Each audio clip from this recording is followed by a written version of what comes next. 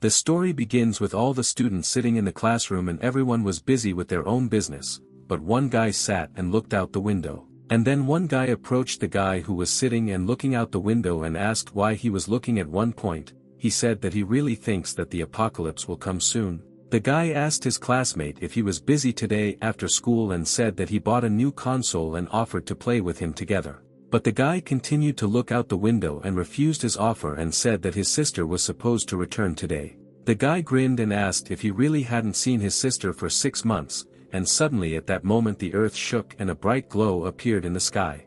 All the students looked at this glow and were horrified because they did not understand what it was, and the guy was thinking about his sister this time. The guy thought that after this bright light no one understood that the world itself and its rules began to change and that it would never be the same again. And suddenly a huge unknown monster appeared in the city, and then the guy realized that his sister had disappeared and that he himself had disappeared along with her.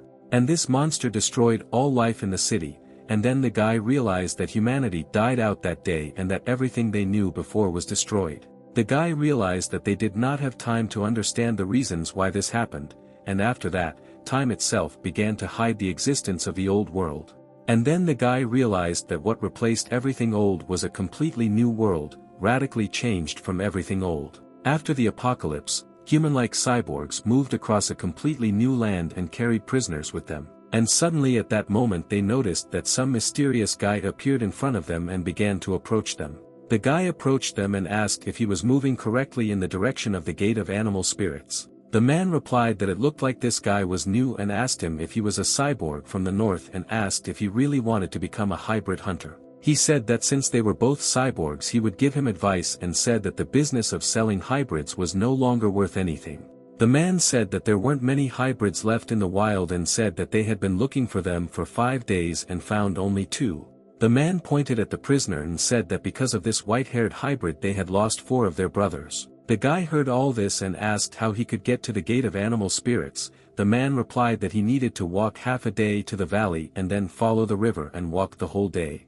The guy thanked them and decided to continue on his way, but suddenly that white-haired hybrid shouted after the guy and asked him to stop. The hybrid said that they were lying to him and asked the guy to help them. He added that if the guy helps them, they will take him there themselves. And then suddenly one man approached the hybrid and hit him in the face with a bat. He told the vile hybrid to shut up. The man with the bat added that if they were not a commodity, they would have done away with them long ago without a second thought. The guy with the bat said that it seemed that one blow was not enough and said that this time he would beat her sister with all his might. But suddenly the guy grabbed his bat with his hand and saved the girl. The man asked the guy why he fought with them. The guy said that now he must deal with all these people. He went to the white-haired hybrid and asked if he had batteries. He said that he spent all his energy to come here. He said that he had 1 division left and in about a day he was supposed to die. The guy told the hybrid that if they had batteries, he could deal with these people. The hybrid said he doesn't have such things. But the hybrid said that these people had a battery and said that their cyborgs always had a backup battery. The hybrid said that he saw how they exchanged them. He said that this information and his accompaniment would be the price for saving them. The guy thought that this would not be enough, but he remembered that he had not received anything for 2 months. He answered the hybrid that he was taking this contract. And then all these people surrounded the guy. They asked the guy if he knew the name Lion Mountain and said that this was the most powerful slave trading company in the borderlands. He said that they control everything here and asked the guy if he was big enough to fight with them for the sake of some slaves. The guy replied that he had never heard of them and after these words he immediately dealt a strong blow to the man in the face and knocked him out. The guy approached the hybrids and congratulated them and said that they had become his clients. He grinned and said that this service would last about 5 seconds. And immediately after these words, cyborgs began to attack the guy from all sides, but the guy broke them one by one, and after some time all the cyborgs were defeated. The defeated cyborg asked the guy who he was. The guy replied that he is a samurai Hei Chi-ite and his name is Hei Tongshir. The cyborg was surprised and thought that the samurai Hei Chi-ite were some kind of group of killers and asked the guy why he came here. But then the guy turned around and noticed that one of the cyborgs had taken the hybrids prisoner. The cyborg told the guy that if he moves, he will end them. The cyborg told the guy to drop his sword and said that he would give him the batteries. He asked to leave them alone and promised that they would not do this anymore. But the guy answered the cyborg that he could end them. he said that he didn't care about these two and said that his goal was their batteries. The guy told the cyborg that now he knew who he was because of this the guy couldn't leave him alive. The guy asked the hybrids for forgiveness and said that it seems that luck is not on their side today. At that moment when the cyborg was talking to the guy, the white-haired hybrid took advantage of the moment and quietly stole the keys to the handcuffs from the cyborg. The white-haired hybrid looked at the girl whose name was Jiyu and said that this guy was exactly the person they were looking for. He asked her to bring the guy back. The hybrid asked the girl for forgiveness and said that he would leave for a while. The cyborg heard him and ordered the hybrid to close his mouth and be silent and told him that he would die first. And then the white-haired hybrid said that he would disappear for a while and suddenly he freed the girl Jiyu from the chains and instantly pushed her in the other direction. And at that same second, the cyborg suddenly shot at the white-haired hybrid. Hei Tongshi asked the pink-haired girl not to turn around and look at it. And after that, Hei Tongshi instantly ran up to the cyborg and finished him off with one swing of his weapon. The cyborg immediately collapsed to the ground. But suddenly after that, Hei Tongshi fell to the ground and said that it looked like he was moving a lot because his battery was running out. Hei Tongshi asked the pink-haired girl to give him the batteries, but suddenly discovered that she was pointing a weapon at him. The girl told the guy not to move. Hei Tongshi asked the girl if she really pointed a gun at him. He said it wasn't very nice of her. And then Hei Tongshi said that the job was done and she was no longer his client. He said that now he could end her life and wanted to attack the girl. But suddenly his battery ran out and he collapsed to the ground. He thought that his affairs were bad and if he did not immediately charge his battery, he would die. Hei Tongshi asked the girl to imagine that this was a simple joke and asked her to live together and not be angry with each other. But the girl came up to him and hit him on the head with her weapon with all her strength that the guy passed out from such a blow. After passing out, Hei Tongshi saw what kind of person. Hei Tongshi approached him and asked Bai Mu if it was. This man said that this was a sign and told the guy to go to the gate of animal spirits. He said that he became the first victim of the blade that he himself gave him. The mysterious man gave the guy his mask and blade and said that the blade was made from his ribs. The blade was called the causal cut. And then suddenly Hei Tongshi woke up. The girl tied him up so he couldn't get out. The guy asked the girl what she was going to do with him and asked him to return his mask back. The guy asked the girl if she really thought that this would deter him, but he couldn't do anything because his battery was almost empty.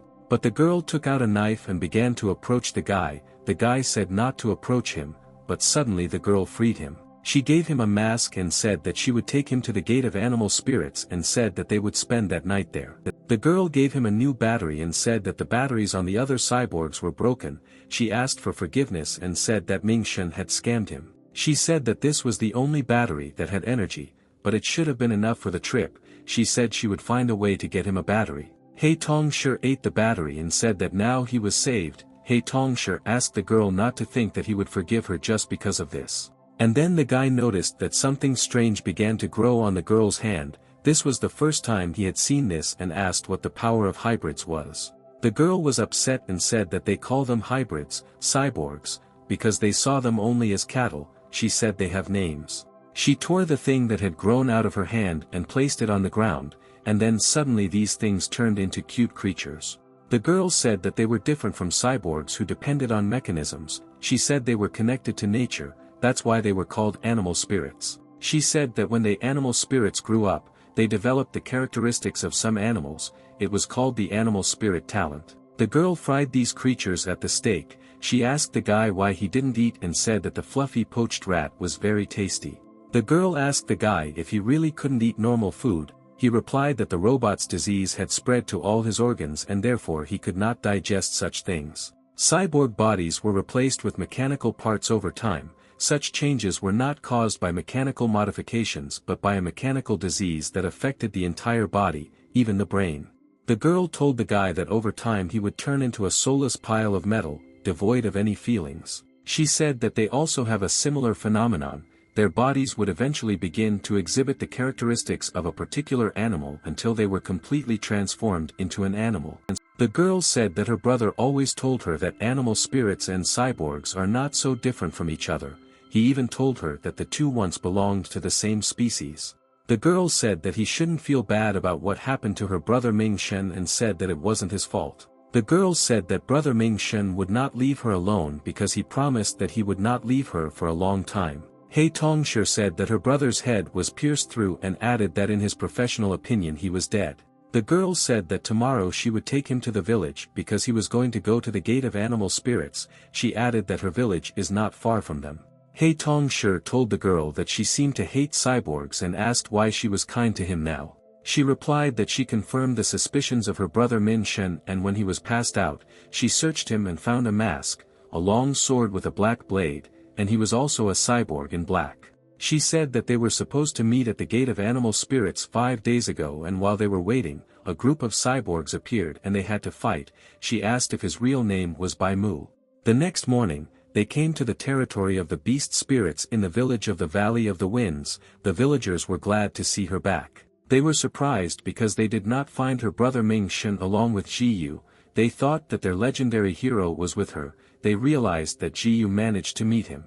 The villager told Qing Shui to open the gate and said that Tao Jiyu had returned back to the village. Qing Shui opened the gate and said that an unfamiliar cyborg was walking with Jiyu. He asked the cyborg how dare he invade their village. Qing Shui thought that Master Ming Shen would not allow a cyborg to come so close to their village, and moreover, he would never allow Jiyu to stay with a stranger. Qing Shui told the cyborg that he was an invader, and suddenly after these words he began to attack the cyborg and asked him where Ming Shen was. Jiyu asked brother Qing Shui to stop attacking He Tongshi and said that he was not their enemy and did not pose a threat. Qing Shui replied that he didn't care and said that this cyborg had not yet told him where his master Ming Shen was. He Tongshi asked why didn't he just answer him and tell him that the slave traders shot his master in the head. Qing Shui asked that his master really lost to these useless piles of garbage. He continued to attack the cyborg and asked what he really thought that he would believe in this nonsense, he said.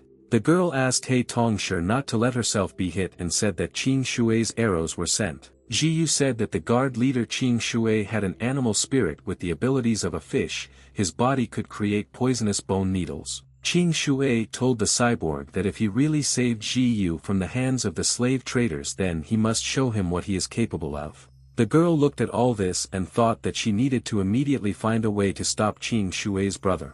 The woman watched their battle and told the local resident Shan Zhu that she would now call the village chief. Qing Shui stood in front of He Tongshi and asked him if he was already exhausted. He said that even the local animals are stronger than him. He Tongshi asked if she really thought that he would not end his life. After these words, the cyborg suddenly took out his spear and pointed it towards Qing Shui. Qing Shui immediately dodged and wondered if this was a blade that could change its shape. He Tongshi thought that he was doing very badly because he was almost out of charge and should not have used this ability. And then Qing Shui wanted to deliver the final blow to the unprotected cyborg, but suddenly the headman appeared and ordered them to stop the fight. Elder Yang told Qing Shui that he was a brat and asked him not to even think that he could do anything just because his master was away. And then Elder Yang approached the cyborg and pulled him by the ear and said that he could show at least a little respect for the elder. And then the woman told the elder that Qing Shui is actually standing in a completely different place and he is pulling the ears of another person. The elder said that the village of the Valley of the Winds was on the border between animal spirits and cyborgs, and all the inhabitants were animal spirits. They had brave war spirits guarding the village, and therefore wandering cyborg slave traders could not come close to them. But because of them they did not go far from the village. They hunted and farmed. This was their way of life. The elder said that local residents rarely saw cyborgs and therefore they would often stare at him. All the residents gave the cyborg gifts and said that he had done so many good deeds for animal spirits. He Tongshi thought that all the locals thought that he was actually Bai Mu even though he was not. Cyborg thought what he had done. And then Qing Shui approached the cyborg and said that this was strange because he was very different from the rumors about Bai Mu. He Tongshi was very interested and asked Qing Shui what Bai Mu was supposed to be according to rumors. Qing Shui said that he heard from Master Ming Shen that Bai Mu had a friendly face and a kind heart, but he looked completely different. Qing Shui said that they don't praise him in the culture and said that he is still suspicious and so he will keep an eye on him. And then the cyborg hugged him and said that then he should be careful because there were a lot of bad things in his head. Qing Shui replied that all cyborgs are really as disgusting as he is. He Tongshi replied that they are all like that. Elder Yang asked them to mind their manners and said that they had arrived at their destination. Elder Yang said that grandmother had been waiting for a very long time. Bai Mu asked the cyborg and the others to go inside. He Tongshi asked the girl who was waiting for him. The girl replied that the herbalist of their village, Madame Ya, was waiting for him.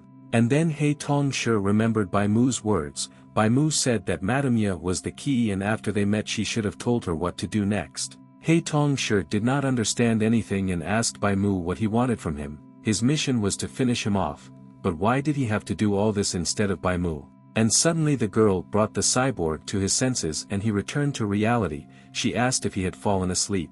Madame Ya asked Mr. Bai Mu to tell her how he found this mask. She said that if it was inappropriate then she wouldn't ask about it anymore and asked for forgiveness. Madame Ya said that cyborgs oppressed their animal spirits for many generations, but Mr. Bai Mu always helped them despite the nature of the cyborg.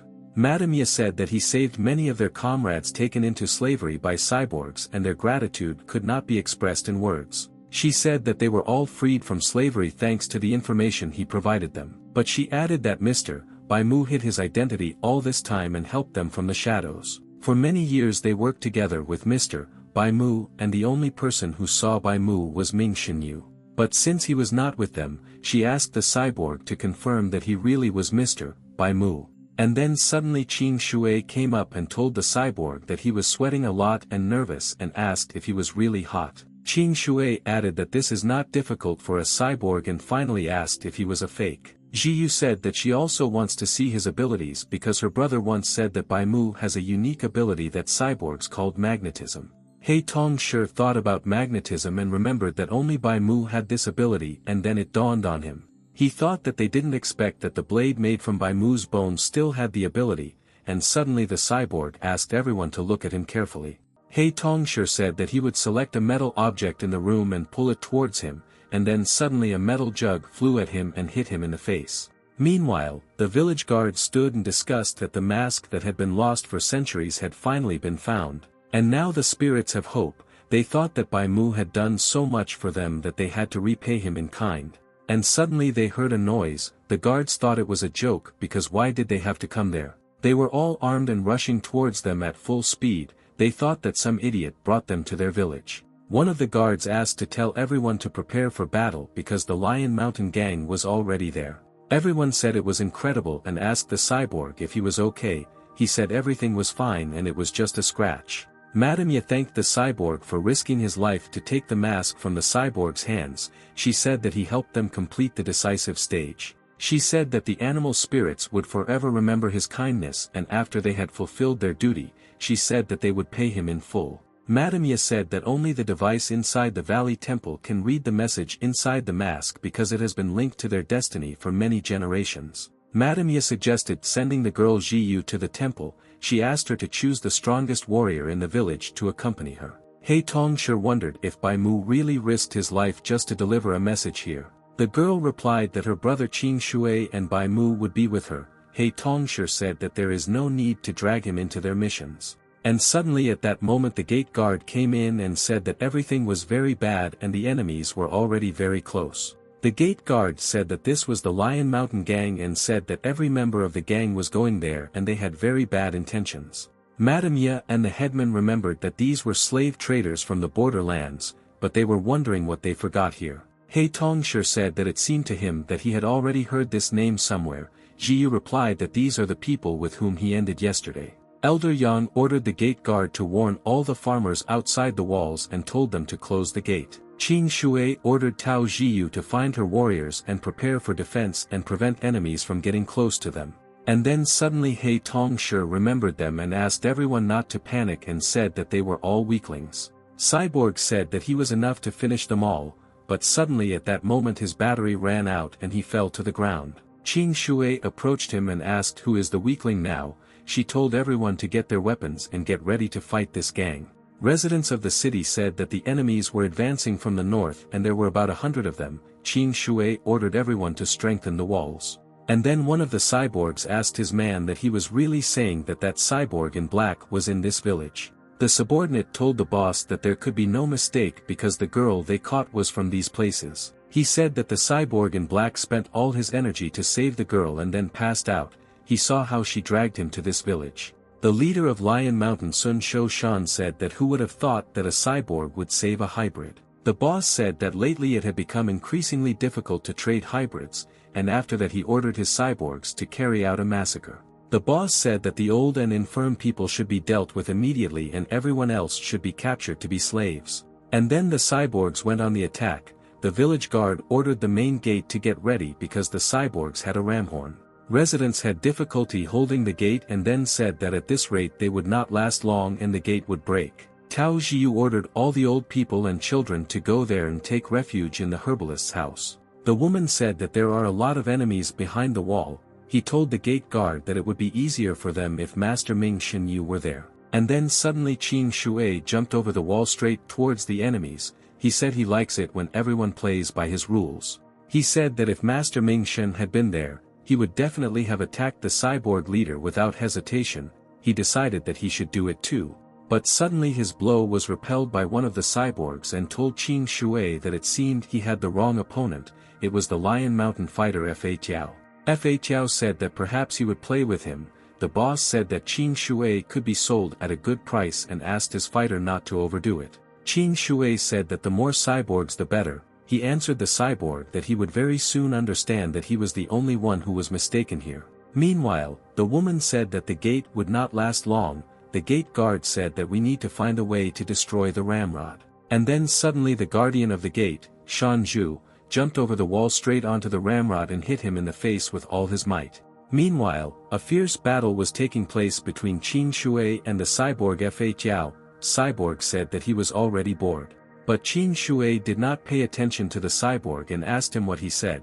The cyborg answered the hybrid and asked him not to look down on him. Cyborg Fa Tiao hit Qin Shui with such force that he flew to the side. The cyborg said that after a full rotation of his spring, his strength doubled. The cyborg believed that Qin Shui's hybrid body was in terrible pain after holding back his blows. Fa Tiao said that even if they have different races, they were hybrids born with an animal nature. However, they were limited by their bodies. Although the mechanical change had a huge price, it allowed the body to be used to the maximum. Fa Tiao continued to attack the hybrid and asked if he hadn't yet realized that the power of cyborgs lies in their unshakable strength. Fa Tiao said that it seemed that the hybrid could no longer withstand his blows. He said that he would give him the right to choose. Fa Tiao said that yesterday one cyborg killed 4 of his guys and said that now he is hiding in their village. Fa Tiao asked to give this cyborg to them and he promised that for this he would make Qin Shui a top-level gladiator.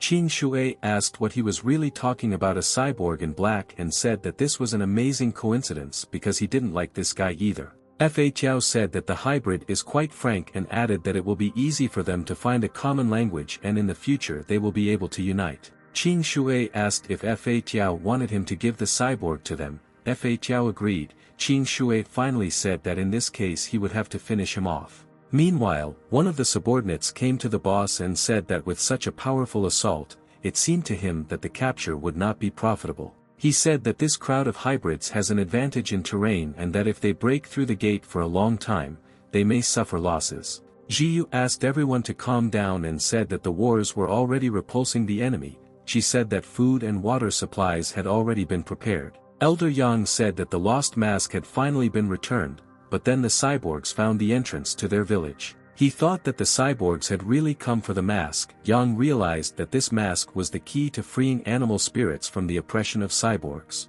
The girl thought that her brother Ming Shen had put so much effort into getting this mask and therefore it could not be given into the hands of cyborgs. Madame Ye said that Mr. Bai Mu was with them, which meant that they would get through this trouble calmly and have nothing to worry about. Tao Jiyu immediately remembered Bai Mu. Because of her panic, she completely forgot about him, but Bai Mu lay passed out without energy. The guardian of the gate ordered his warriors not to allow the enemies to come close to the village. He said that fortunately the gate was intact. And besides, the gate guard destroyed the ramrod. He said that the village was now safe and ordered everyone to stay in line. Meanwhile, the cyborg Fa Tiao fought with Qin Shui. Fang Qiao said that he was risking his life for some cyborg and was it really worth it? Fa Tiao said that this cyborg pretended to take their side and asked if he even knew the reasons why he did this. Fa Tiao said that this hybrid knows nothing at all and did he really believe that different races are capable of coming to complete understanding? Qing Shui replied that he did not want to understand this guy and his character, reasons and past did not interest him, and said that he just did not want to give him to them. All the cyborgs began to retreat, and the boss told his subordinate that he didn't say that in recent years this generation of hybrids has become so weak and incapable of fighting as farmers. The boss asked the cyborg if he understood the damage that false information would cause. The boss said that he is a businessman and takes his expenses seriously. He asked if he needed things from which he suffered losses and said that he did not forgive such mistakes. And then suddenly the boss's pet approached his subordinate. It was the former leader of Lion Mountain in the last stage of mechanical disease Laoya. The boss told his pet that food was served and that his lunch was ready. The subordinate begged for his life, but the boss didn't care. And then his soldier Gojua approached the boss and said that when their guys focused the attention of the hybrids at the main entrance, Gojua quietly sneaked into the village and scattered hundreds of electric bombs there while all the hybrids were busy defending. The boss said that Gojua did a good job. He said that the preparations were completed and it was time to collect the goods. And then the boss took one electric bomb and threw it towards the village, and when the cyborg activated it, a giant explosion immediately thundered. The boss said that just one such bomb was enough to raise the entire village to the ground. He said that he spent a lot of money to get such things. He said that his people threw about 100 of these bombs into every corner of the village, and in such a short time the hybrids could not get rid of them. The boss told Qing Shui that he had a lucrative offer for them. He ordered them to surrender and everyone to leave the village. The boss of the cyborgs ordered them to become his goods, and he said that he guarantees that none of them will die until they are sold. Finally, the boss said that if the hybrids continue to resist, he will raze this place to the ground. Qing Shui told the boss that he was too talkative and began to quickly approach him and said that it would be easier to finish him off. And then suddenly Fa Tiao attacked him from behind Qing Shui, and the cyborg said that he was his real opponent. And then the cyborg boss told Fa Tiao that he had now changed his mind and ordered him to end the hybrid Qing Shui. Fa Tiao began to finish off the hybrid and, in addition, the Lion Mountain fighter Zhong Tu joined him and dealt a crushing blow. And then suddenly Elder Yang came out to the cyborgs and told the cyborgs that he had come to them to negotiate on behalf of the animal spirits. The elder said that they are ready to give 70% of food and goods and they will leave the rest for the winter. The elder said that if they really were businessmen, they should have understood that it was more profitable than taking risks and fighting them. But then suddenly the boss shot at the elder and asked who allowed the product to set conditions for its seller. The boss said that the bombs would detonate in 5 minutes and added that they could leave the village or stay there, and the choice was theirs. And then Tao Jiyu came out to them and said that she alone could be safely exchanged for the freedom of all other residents. The guards asked the girl to come back and said that Master Min Shen would not be happy with her decision. The girl said that the number of her awards should have been enough to pay for the entire village and added that if he blew them up, he would not receive a penny. The cyborg boss said that he didn't quite understand what award she was talking about, and then she replied that she was one of the White Eight. The boss said that for hundreds of years, cyborgs were stronger than hybrids. However, they did not come too close to their lands. The cyborg boss said that there was only one reason for this. He looked at the girl and said that the whole world was afraid of 8 combat hybrids. He said that over the course of several hundred years, cyborgs staged 3 trips to the southern lands of animal spirits, and all of them ended in failure due to 8 hybrid warriors. The boss said that the White Eight had divine powers and that this legend was known to every cyborg. But the boss said that the stories described were difficult to connect with her and suddenly grabbed Tao Jiyu by the throat. The boss said that if she was one of the White Eight, she could easily end all of them and asked the girl to demonstrate to them her strength. The girl replied that she had had enough, and suddenly tree stems grew from her hands and she tied up the cyborg boss. After that, Jiyu knocked over the bomb control panel that was on the hand of one of the cyborgs. The cyborg told the girl that even if the remote control was damaged, the report would still not stop, but then the girl grabbed the remote control and threw it at Qing Shui. But suddenly one of the cyborgs intercepted the remote control and threw it towards the boss, but suddenly this remote control was picked up by He Tongshi. All the villagers were happy to see Mr. Bai Mu and said that he had scared them very much some time ago. But suddenly He Tongshi gave this remote control to the cyborg boss and asked him to accept it as a gift from him. All the villagers were shocked and perplexed by Bai Mu's act. They didn't know what he was doing, and Qing Shui called him a bastard. The boss said that he believes that he is the same cyborg in black who killed his subordinates. He told He Tongshi that did he really think that after that he would let him go. He Tongshi replied that he was also a businessman and if the price was reasonable, he could catch all the hybrids. He Tongshi said that he found out where goods and food were stored. He said that this information is included as a gift. The guy asked the cyborgs to just take out half of their batteries and said that they could consider it a small discount. And then He Tongshi told the boss that he was funny and, looking at the remote control, said that after the explosion it would become even more fun. The boss asked the guy what he was doing. After all, energy bombs were used only to intimidate residents and they were very expensive. I asked the guy to give him the remote control. But suddenly He Tongshi said thank you very much for the warm welcome and immediately pressed the button to activate the bombs. And then suddenly a huge explosion thundered inside the cyborg He Tongshi. He was full of energy and thanked the cyborgs for bringing him goodies. It was a pleasant feeling and He Tongshi told the girl Ji Yu that he would consider this delicacy as an advance payment from their village. The guy asked the girl to tell him what she wanted him to do. He said that she could tell him what to do and he would help them. The girl asked him to protect the village and finish off all the cyborgs and prevent anyone from getting hurt, and she also asked him to remain unharmed. He Tongshi replied that he understood her and told the cyborg boss that today was not his day and added that his charger was rarely full, and finally he said that now they will take it to the fullest. The girl thought what happened now. It seemed to her that Bai Mu exploded from the inside, and the village was not even damaged. The boss asked the guy how he did it and where he put his bombs. He Tongshi replied that his nose is quite sensitive to energy. He said that he was very hungry when he suddenly smelled so many delicious things. He navigated by smell and ate them. He Tongshi told the boss that these bombs were really tasty and asked him if he could bring them to him again. The boss got angry and ordered to finish off this cyborg. And then one of the cyborgs wanted to attack him from behind, but he suddenly grabbed him and stuck this cyborg into the ground. After this, the second cyborg began to attack He Tongshi, but he took out his sword and tore off the cyborg's hand. Cyborg said that it was useless and no matter how much he chopped his spare joint could regenerate dozens of times. Cyborg said that the blade was useless against him. He Tongshi said that this was the first time he had encountered such an idiot opponent who told him his strategy. Using magnetism, he turned his blade into a hammer and hit this cyborg with all his strength and broke it into pieces. After that, He Tongshi looked at the third cyborg Fa Tiao and realized that this guy's head was still not mechanized and consisted of blood and flesh. This was his weakness. But then Qin Shui came to his aid and kicked this cyborg with all his might and said that he should be this guy's opponent. And then the woman gate guard said that the danger had passed and they should take advantage of this situation and attack the cyborgs. Meanwhile, the girl Ji Yu approached the headman and asked him to hold out for a while and said that she would immediately send him to Madamia to heal his wounds. The headman answered Tao Ji Yu and said that he felt like life was leaving his mortal body and asked to listen to him carefully. But then the villagers came to the elder Yang and said that they could still help him.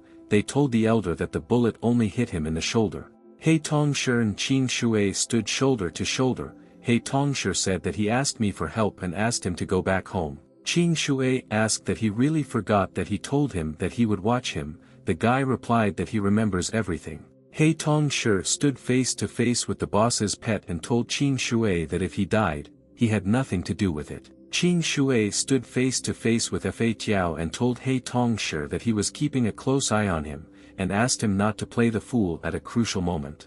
And then Fa Tiao began to attack Qin Shui and asked him if he had not made it clear enough that animal spirits are not rivals to cyborgs. The boss told the guy that, to be honest, when he heard at the border about the 8 samurai of the Dark Cliff, he was even a little taken aback. The boss added that, however, earlier information had reached him that 2 traders Bai Mu and He Tongshi had left this group and asked if he was one of them. The boss said that it was not so important because he was sure that the remaining 6 of the 8 were already looking for the guy all over the world and that's why he arrived in such a remote place. The boss said that he would hand over the guy to them and in exchange he would receive a lot of money. This would be a great deal for him. He Tongshi, having heard all this, replied that the boss clearly had the wrong idea about the strength of the 8. The boss replied that of course not, because this group of killers was the most powerful in the world of cyborgs, but he said that this is his territory. The boss said that Lion Mountain is a huge trading block created by him and his brother, and one word from him would be enough for him to never be able to sleep peacefully. The boss said that the guy would now feel the power of the first border fighter and feel the power of his fangs, and then this beast attacked the guy. But suddenly He Tongshi smashed this monster to pieces with one blow and didn't even feel any resistance. And then He Tongshi grabbed the cyborg boss by his brain and told him that it seemed he didn't understand who he was dealing with and underestimated him. Meanwhile, the massacre between Qin Shui and Fa Tiao was taking place. Fa Tiao sat and didn't understand why he got tired so quickly. After all, this hybrid did nothing but defend himself, but he had more than enough energy and he looked fresh. Fa Tiao thought that the force of the spring was about to end and so he said that he would finish everything quickly but suddenly fell to the ground. Fa Tiao didn't understand what was happening to him and why he could barely breathe, he almost didn't feel his body, and then Qin Shui came up to him and said that this is how poison works. He said that the cyborg had previously been wounded by a bone spike, in appearance it was only a small scratch and therefore the cyborg did not even pay attention to it. He said that the poison from the thorns caused paralysis of the entire body and especially the respiratory system, and since he was a cyborg, the process lasted more slowly. Qin Shui said that the cyborg lost even when the bone spike touched him. Qin Shui slowly took off his clothes. He said that he was sorry that he spent so much time on him listening to his incomprehensible exclamations about the greatness of cyborgs. Qin Shui said that he would allow the low-grade soldier to see how the animal spirits fight and appeared before the cyborg in the completed form of a lionfish. And then Fa Tiao stood up and wanted to attack Qin Shui. Qin Shui said that sometimes it seems to him that higher forms of life lacked the self-perception of fear, and then he finished with the cyborg once and for all. The boss told He Tongshi that violence could not solve anything and he swore that he would not take another step towards this village. The guy asked Jiyu what to do with this cyborg. The boss told the girl that they were simply forced to live like this and said that from now on he would definitely change. But then suddenly the boss stuck out his tongue and a long sharpened spear appeared from there and told everyone that they were a bunch of scum. But He Tongshi dodged this and tore out his tongue. He Tongshi told the girl that this cyborg cannot be trusted because he was also a cunning one. But the boss looked at the girl and said that his death would be of no use to them and that there were many more cyborgs and captive animal spirits at the headquarters of the Lion Square. He said that if they don't return safe and sound, those little animals won't survive either, and he told the girl that she was smart enough to think things through. Jiyu approached Qin Shui and asked if he was okay. He replied that everything was fine with him and he had almost recovered. The girl told the cyborg to go back, but He Tongshi asked her what she was thinking and said that this guy would definitely return to take revenge on them. But the girl replied that what he said was the pure truth and if the people of Lion Mountain did not return, the slave market would be in chaos. Jiyu asked them to return and release all the animal spirits they had captured. She also asked that they no longer even think about entering their lands. The boss replied that he understood everything and said that business is a matter of honor and the girl can be calm because he will fulfill his promise. But He Tongshi said that he was against this because this guy knew him and his whereabouts and if they didn't remove the witness the news would spread all over the world and he would call his pawns. And then the girl Jiyu looked closely at the guy and asked if he really opposed the employer's decision. He Tongshi replied that he understood her but asked to remember that her kindness would someday backfire on them. The girl finally told the boss that she would wait for the moment when he releases the animal spirits. If he does not do this, then she will take the White 8 and they will find him. The boss said that he understood everything and they don't have to worry and said that everything would be in the best possible way and ran away from there. The next day, Madame Ye said that the news that a member of the Dark 8 was under the protection could very quickly spread throughout the world of cyborgs. She added that soon the enemies would realize that they had the mask and therefore they had to immediately assemble the White 8 to defend against cyborg attacks. Many residents said that Master Ming Shen was no longer with them and how could they contact the others. And then the elder said that thousands of years ago the civilization of humanity, the common ancestors of animal spirits and cyborgs, was destroyed by two giants, one of which was a white deity. The headman said that his location was hidden in the mask and no one knew how and why these giants appeared, but humanity received abilities similar to their powers. The white deity had the power of return and it was said that things near him returned to their original state, and according to legend, their animal abilities were also granted to them. And the dark deity had the power of progress. it brought chaos and those existing close to it began to evolve endlessly and those who survived received power. This is how cyborgs appeared. After the end of the world, both giants began to wander the world and eventually each stopped in different places and fell asleep for thousands of years. And the only way to discover the location of the giants was to use both masks, because they were the ones who stored information about where the giants were. Both masks were located somewhere in the lands of animal spirits and cyborgs. The cyborgs used their mask and found the dark deity. They began to worship him and in return he accelerated their development and they built a huge city around him. Hundreds of years ago, cyborgs went on a campaign to the south, and although everything ended in failure, they took the mask from the animal spirits. The elder told the residents that they would now ask him why the animal spirits didn't find the giant when they had the mask. And then the villagers told the elder that he had already explained this 100 times and said that then they could not find the Zero Temple. The elder added that only the mechanism that was located in the temple was capable of deciphering the information from the mask. When the cyborgs took the mask, they did not know where this temple was located, and after a little more than 100 years, their ancestors finally found the temple. The girl Tao Jiyu continued and said that this place was called the Gate of Animal Spirits. Wind Valley Village was built nearby and was waiting for the moment when the mask would fall into their hands again. But now they had both the mask and the temple so that they could complete the mission of their people and find the white deity and use his powers to restore the world. The girl Jiyu said that they were there and said that in front of them was the Zero Temple. He Tongsher thought that this was really the place that Bai Mu described. Qing Shui asked the guy to be careful and said that the mythical animal that guarded this temple was incredibly strong. And then suddenly an animal jumped out of the temple and hit He Tongsher right in the stomach. Qing Shui said that the mood has improved. The girl hugged the animal and told him that they had not seen each other for a long time, and He Tongsher asked Qing Shui to let him go and said that he would kill this beast. Qing Shui said that previously she was also an animal spirit and grew up with them, she was also their ally. He said that Xiaoqi was originally a warrior of the village, but a few years earlier, in order to repel an attack, she went too far with her abilities and eventually completely turned into a beast. He Tongsher thought that the same thing happened to cyborgs if they used force excessively and then the mutation process only accelerated. They all entered the temple together and He Tongsher asked them how well they were aware of this temple. The girl replied that they discovered it 100 years ago. I did not protect this temple generation after generation from cyborgs. He Tongsher saw the writing on the walls and asked what was written there. The girl said that thousands of years ago humanity used these letters. The guy asked if this place was really created by people. The girl said that these were the remains of a former civilization.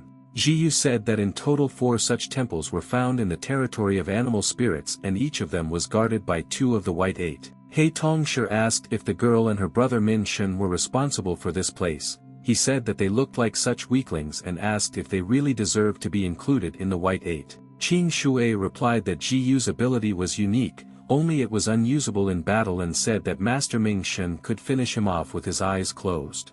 And then the girl Jiyu told the guys that they were there and said that this was the heart of the temple, which was the reading room. He Tongsher said that this thing will really help them, and he added that it seems that everything is simple and, as far as he remembers, the chosen one needs to put on a mask and put his hand on the panel with Prince. Well, the guy didn't succeed and then a girl came up to him and asked him to let her try it. He Tongsher thought that he really wasn't the main character in this story. He gave her a mask and told her to try it. The girl said that this mask has a recognition function and is connected with the temple and in fact she was just looking for the owner. And when the girl put her hand down, the device immediately recognized her. He Tongsher was surprised and asked who this girl was. Qing Shui replied that he had already told him before that the reason why the girl was in the White Eight was because her strength was unique. And then suddenly the girl was drawn into this heart of the temple. He Tongsher asked if this was normal and Qing Shui replied that he himself did not know.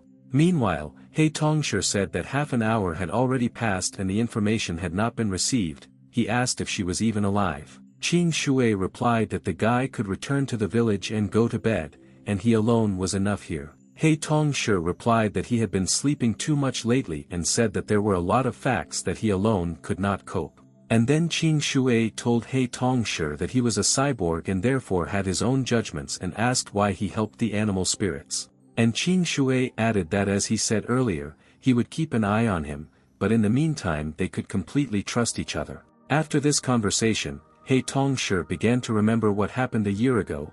He stood with his friend and he asked if he was charged. He Tongshi replied that he had more than enough energy and thanked his friend for helping him recharge. He Tongshi said that he always knew that the old man assigned them to the same group because of their friendship.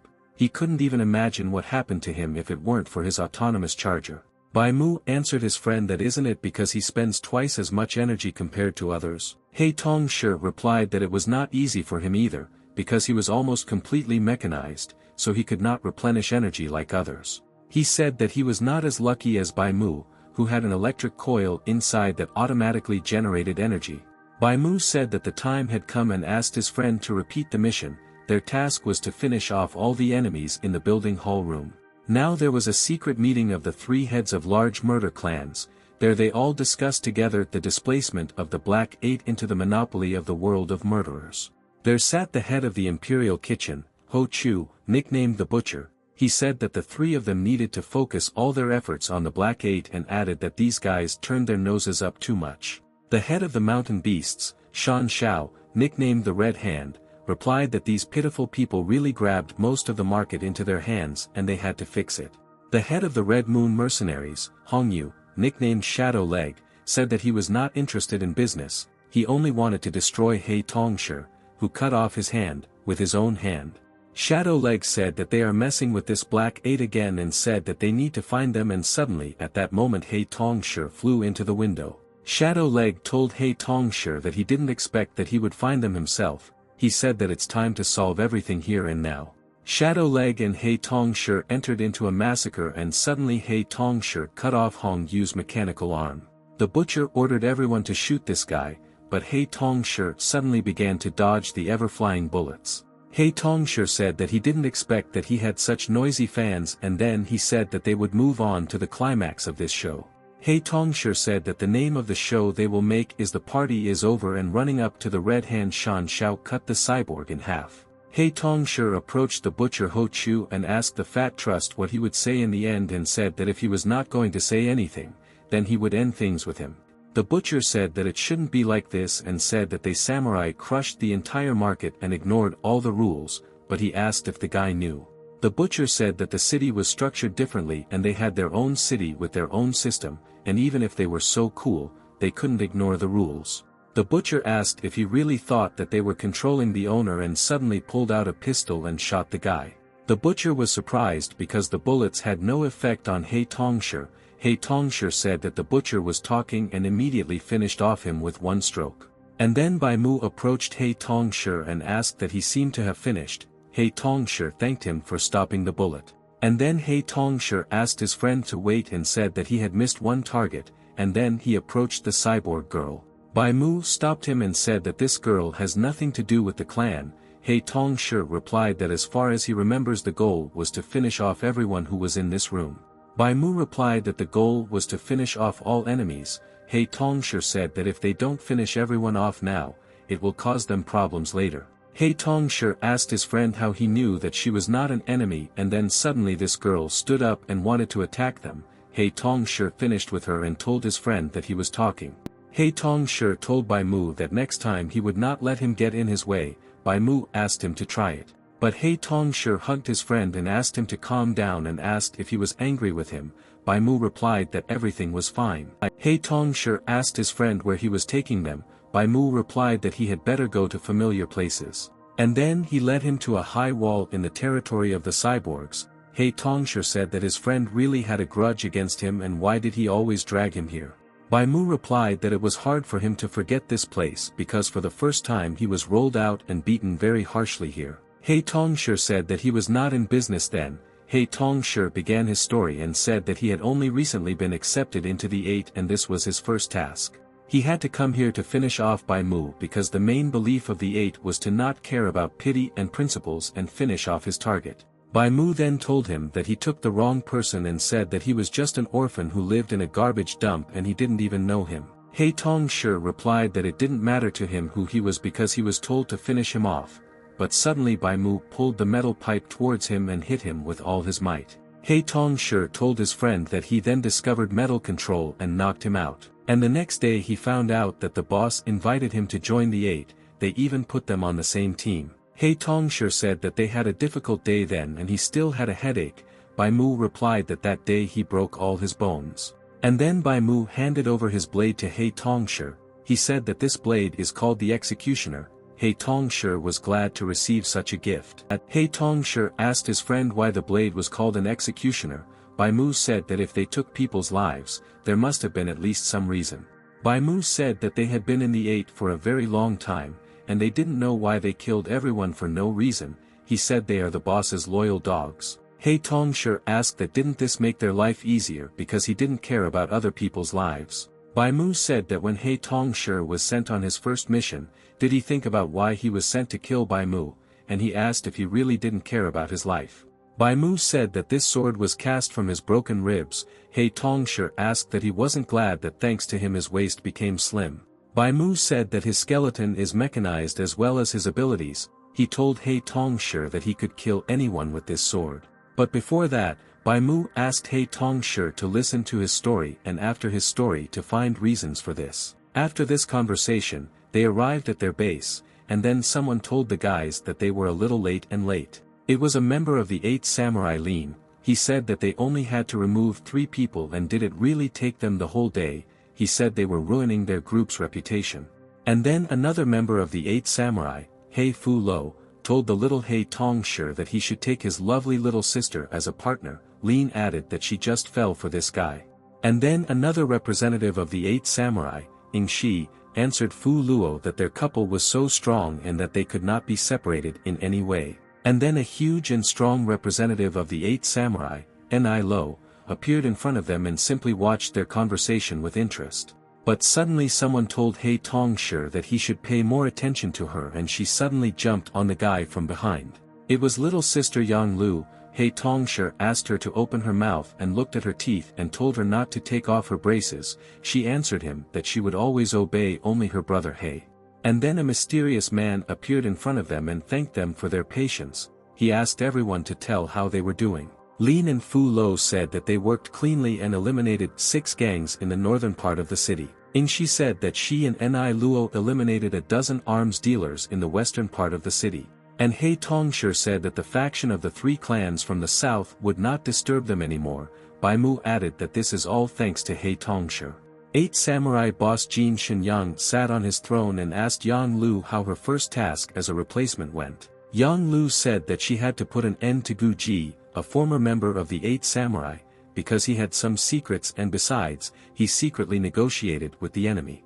The girl Yang Lu said that she dismantled this traitor for parts and immediately burned him in a burning barrel. He Fu Luo listened to all this and thought that it was really the little one who dealt with their former comrade Gu Ji so easily. Ing Shi thought that this girl was just a substitute and had completed such a difficult task and she wondered who she was. He Tongshi remembered Gu Ji. He liked this guy and wondered why he suddenly decided to betray their boss. The boss said that if everything was over with Gu Ji, Yang Lu should have taken his place and he added that she was now a full-fledged member of the 8 Samurai.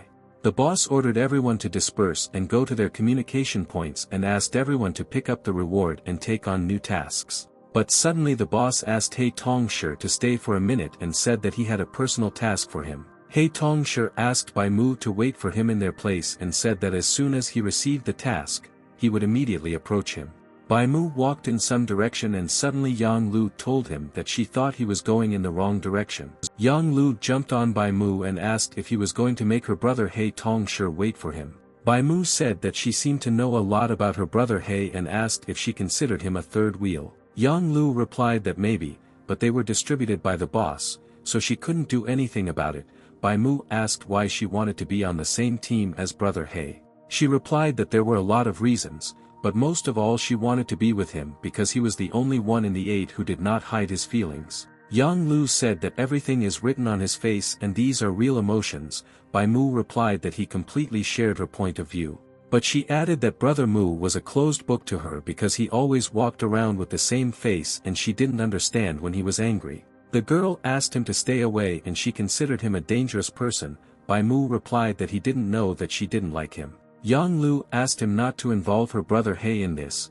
Bai Mu responded by asking if she really thought she could finish him off.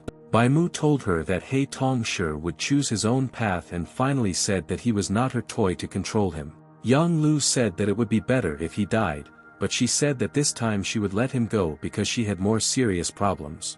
Bai Mu approached the wall and thought that if he climbed over this wall, he could leave this place and get rid of the 8 with their terrible tasks. And then He Tongshi approached him and said that he was waiting for him in their place and this sword was connected with his power, so he brought it to him. Bai Mu asked him if he received a new task and what the difficulty level of this task was. He Tongshi said that this task has the highest level of difficulty. Bai Mu asked if he really had to destroy an army or an entire city. But He Tongshi replied that he had to destroy him himself. Bai Mu asked if he found out the reason why he should get rid of him. He replied that he didn't care.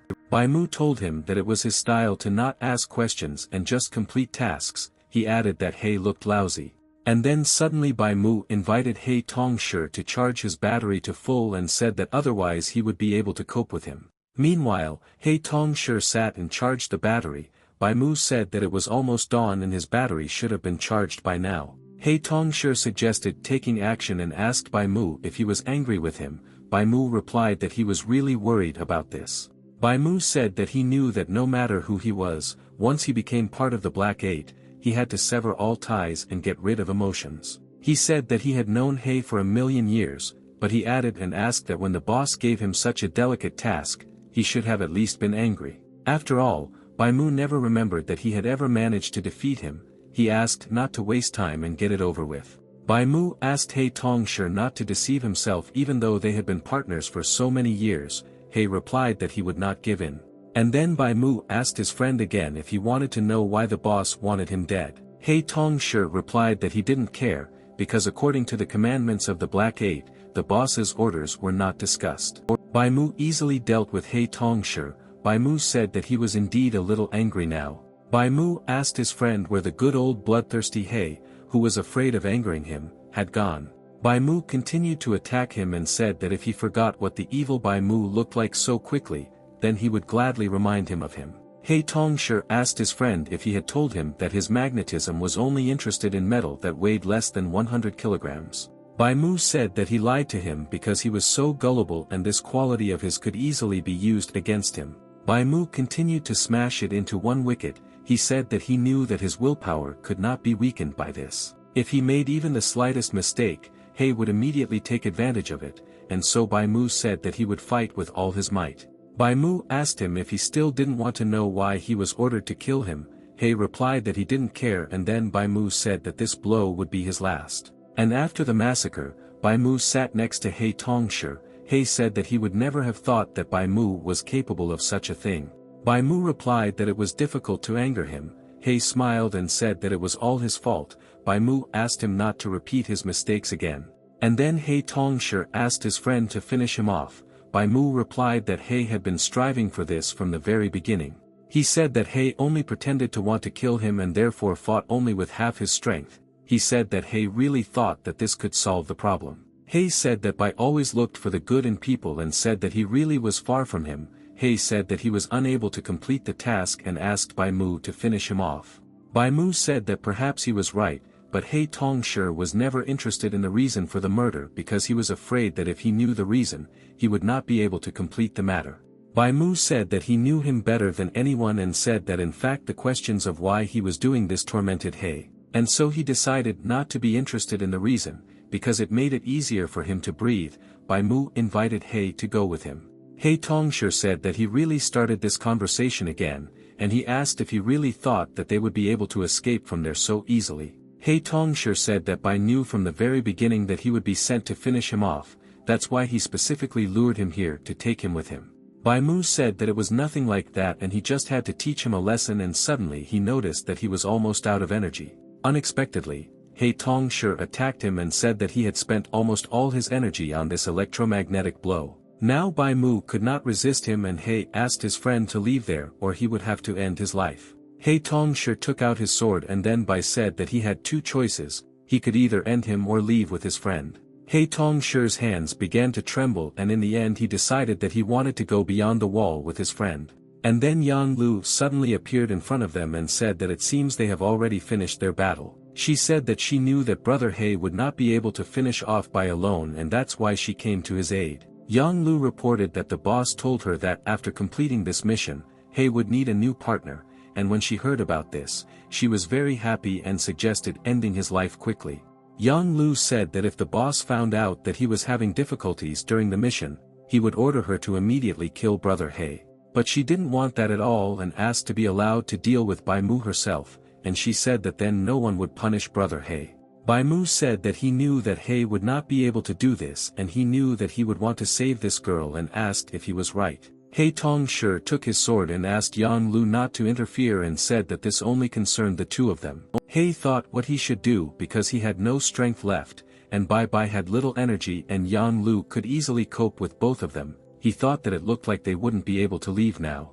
Yang Lu added that she forgot to tell him something. She told He that he should complete this task as soon as possible. After all, the remaining members of the Black Eight were heading there. If they had seen this, they wouldn't have allowed her to protect Brother He. Bai Mu realized that this was a test and that because of their close friendship, they began to suspect them of betrayal. Bai Mu thought and realized that only one of them could survive, and he decided to end it once and for all. And then Bai Mu attacked He and ordered Yang Lu to move away and said that he could easily tear He into small pieces. Bai told Yang Lu that this only concerned the two of them and asked her to just stand and watch to see which of them would survive. Bai Mu told her to try to remember everything well and not miss anything when she reported it to the boss. But when Yang Lu noticed that He Tongshi was losing, she wanted to intervene, but He did not allow her to do so. He Tongshi pushed her away and asked her not to interfere in their affairs at all costs. He said that he would deal with it himself.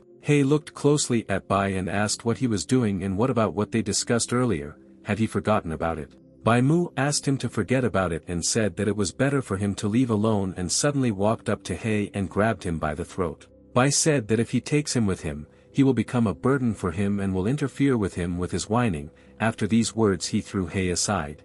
But suddenly He Tongshi realized that his sword was moving on its own. He asked Bai to stop doing this. Yang Lu looked at all this and thought that Bai did this on purpose to convince the members of the Eight that Brother He had completed the task. She realized that Bai Mu, in spite of everything, defended his devoted partner and friend He Tongshi to the last. He begged his friend to stop doing this and said that if he stops doing this, he will do whatever he says. But Bai Mu replied that he would wait for him in the future. He asked for forgiveness and said that he decided everything for him and then the sword stuck into him.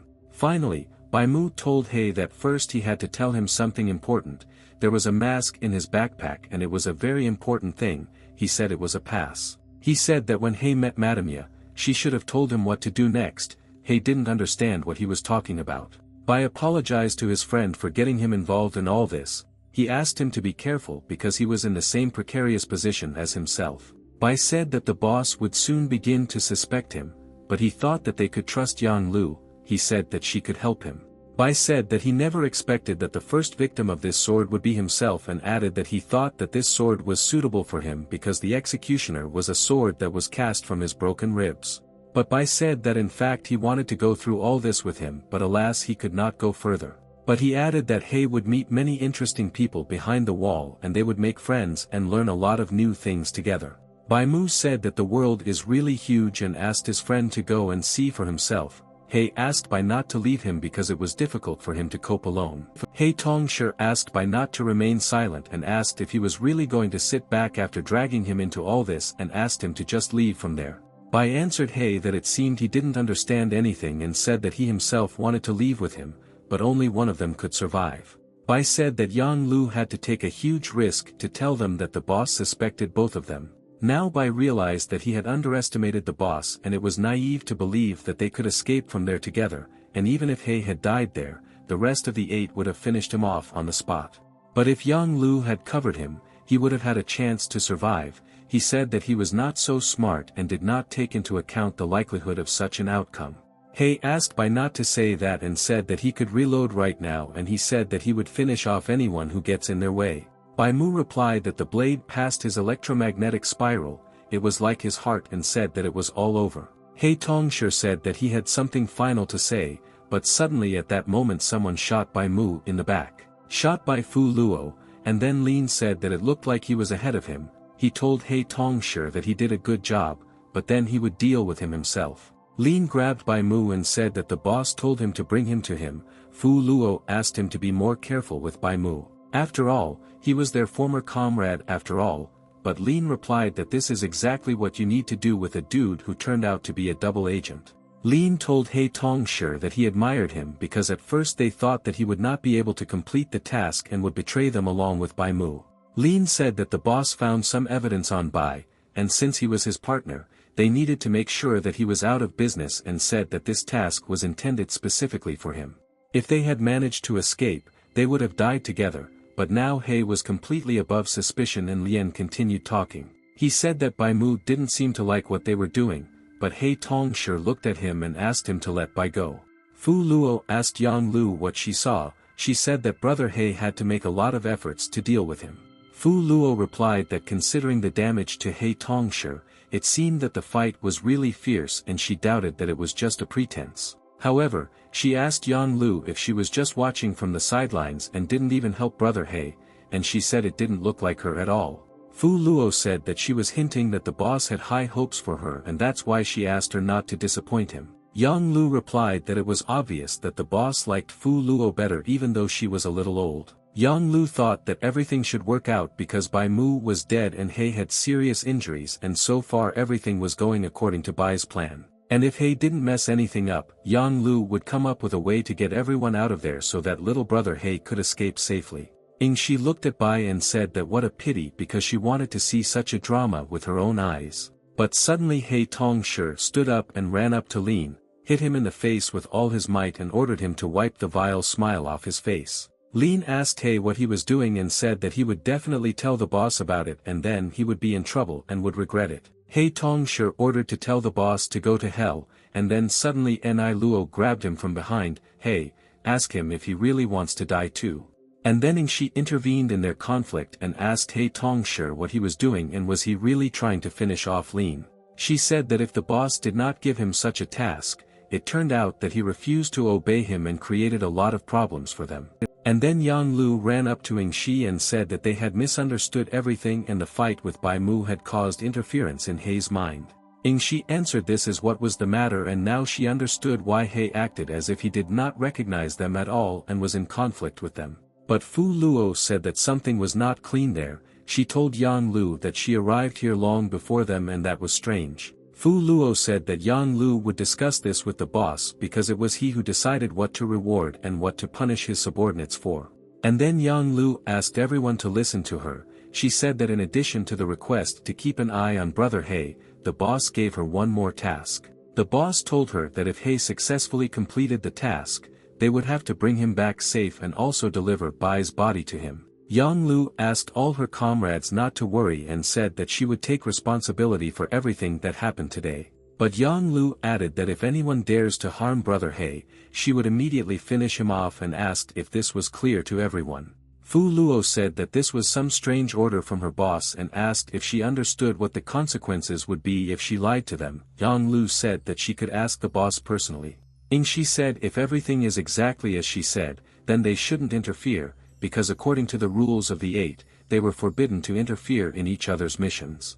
Lin asked He Tongshi not to think that he would get off so easily and said that he would make sure that his death was terrible. Shi finally wished them a successful journey and said that they still had unfinished missions, so they had to go. And when they were alone, Yang Lu asked her brother how he was. He Tongshi replied to Yang Lu that he was getting out of there. Yang Lu replied that she knew about this because he promised Bai Mu that he would go explore the world. She said that it was really better for him not to return. He Tongshi asked the girl about the assignment that the boss gave her. He asked if she was telling the truth or not. The girl asked him not to bother him and said that she would deal with it herself. Yang Lu said that it was much more important for him now to take his mask and sword, and she would take brother Bai Mu's body and bury him later. Yang Lu said that she also wanted to go with him, but if she had not returned back, the rest of the Eight would have started hunting for him. And that's why she said that she would stay here to buy him some time so that he could escape from there. He Tongshi asked her if she was sure that everything would be okay and how she was going to explain herself to the boss. Yang Lu said that she was glad that he was worried about her. she said that the boss likes her, so at worst he will just scold her and not offend her too much. After this, He Tongshi said thank you to Yang Lu and went to explore the new world in search of adventure and an answer to Bai Mu's words. And then Ji Yu suddenly woke him up. She said that they were leaving and Qing Shui asked if he really fell asleep. He Tongshi asked how long he slept and whether she received all the necessary information.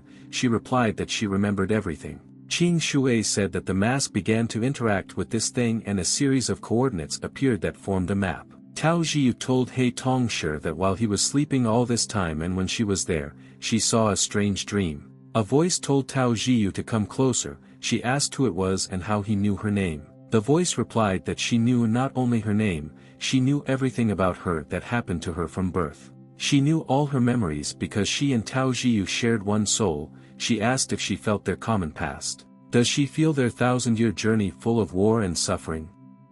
She told Tao that now it was her turn to complete their mission with dignity and quickly and added that her path will be dangerous and along this path victims will be inevitable. He Tongshi asked what it means that some giantess who lives in this temple asked her to complete some mission.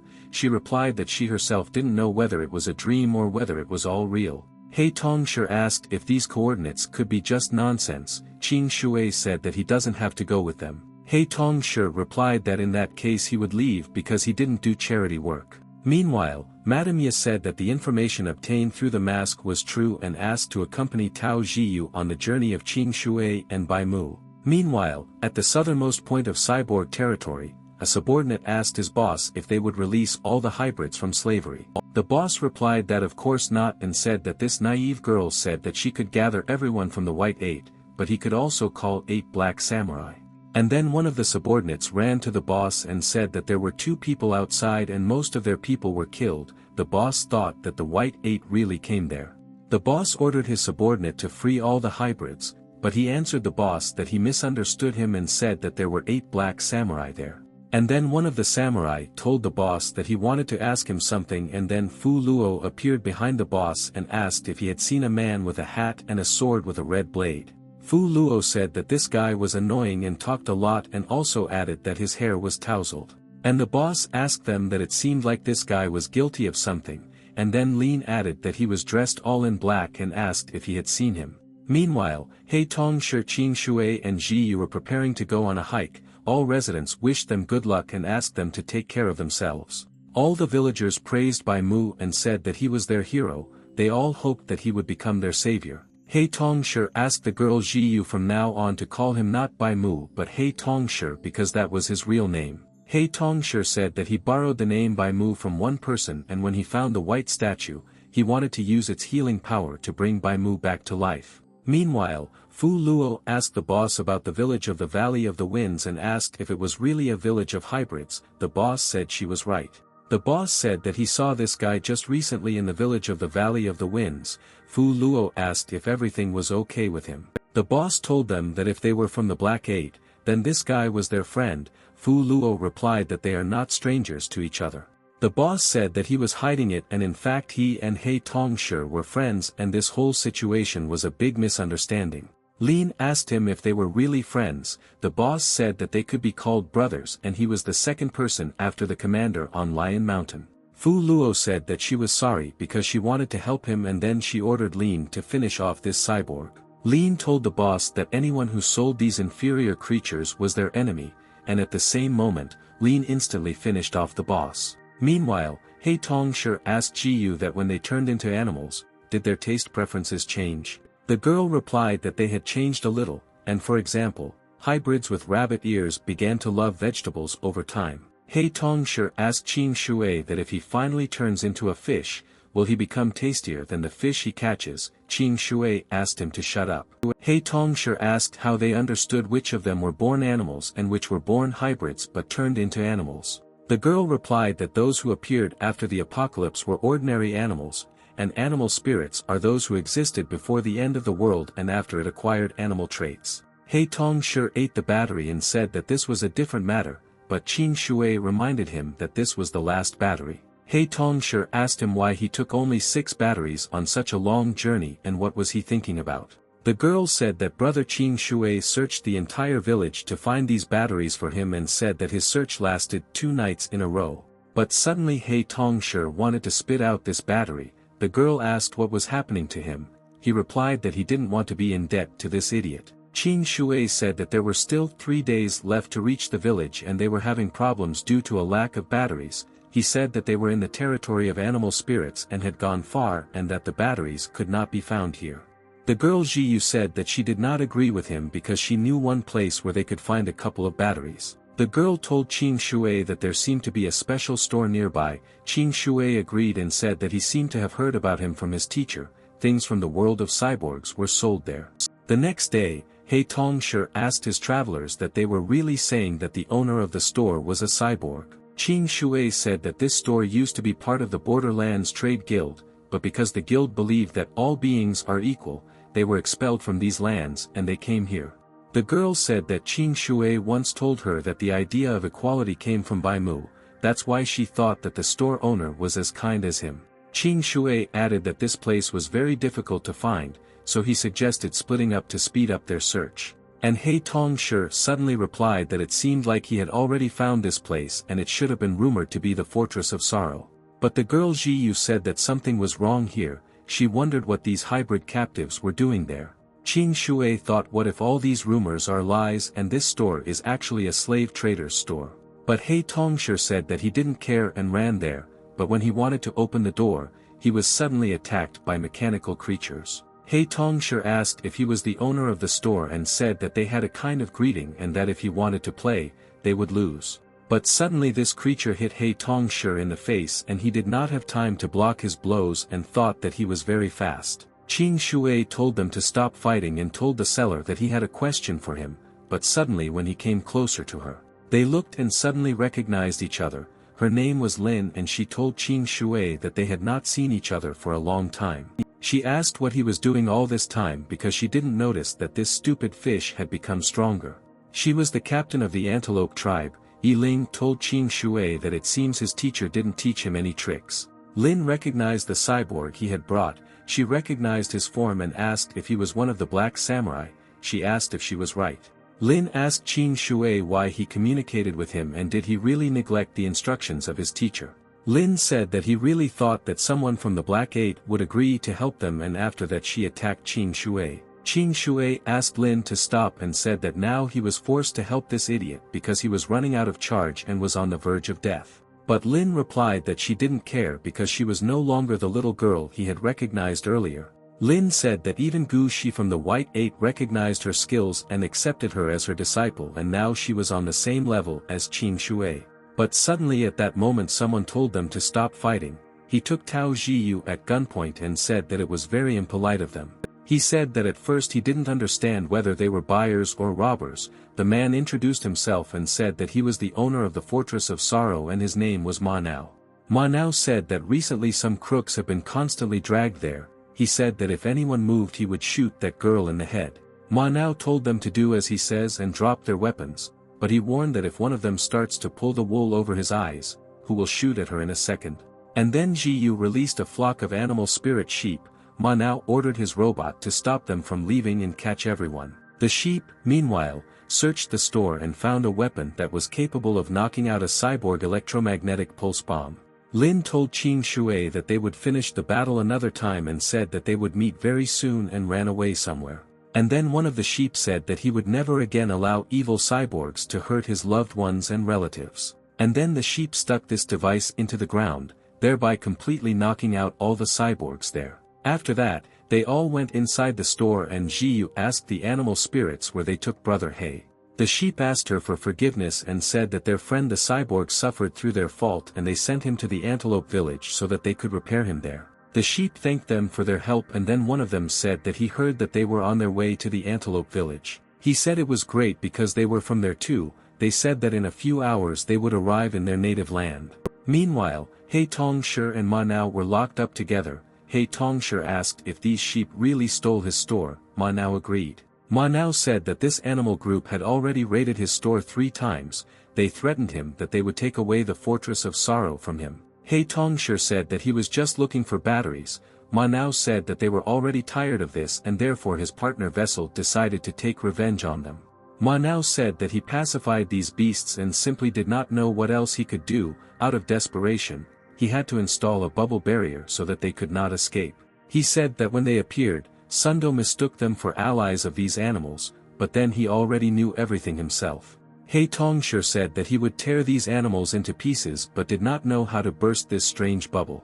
Ma now said that he was selling a product of the highest quality and it was almost impossible to burst this bubble. However, they could either cut the rope they were hanging on or wait until the barrier expired and then the bubble would automatically burst. Ma now said that they were here for a completely different reason and said that they wanted to feed them to the monster who was below.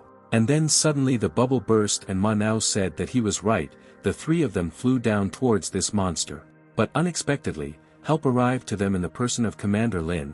She threw them a rope and told everyone to grab it tightly. Lin told her boss that they had not seen each other for a long time. Ma now told little Lin that she had grown up and asked if she had come to pick up her order. Ma now said that unfortunately she was a little late and the Fortress of Sorrow had already been stolen by those stinking sheep heads. Lin said she saw them on the way there. This sheep gang kept doing terrible things and they were causing a lot of problems. She said that only Sundo managed to train them, and then He Tongsher appeared and trained them. He replied that it was all Ji Yu's fault.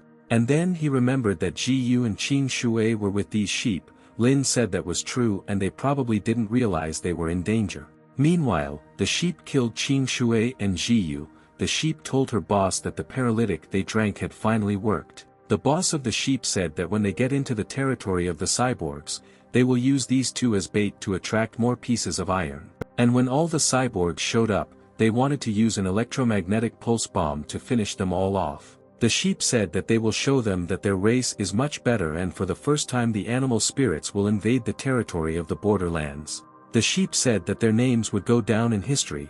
These were three sheep brothers and the eldest of the brothers was their commander. Meanwhile, He Tongsher and the others found these sheep. The older brother said that this cyborg had not smelled gunpowder yet and suggested playing. He Tongsher said that this is all as he likes it and told them not to think of begging for mercy later, but suddenly his battery ran out and he fell to the ground.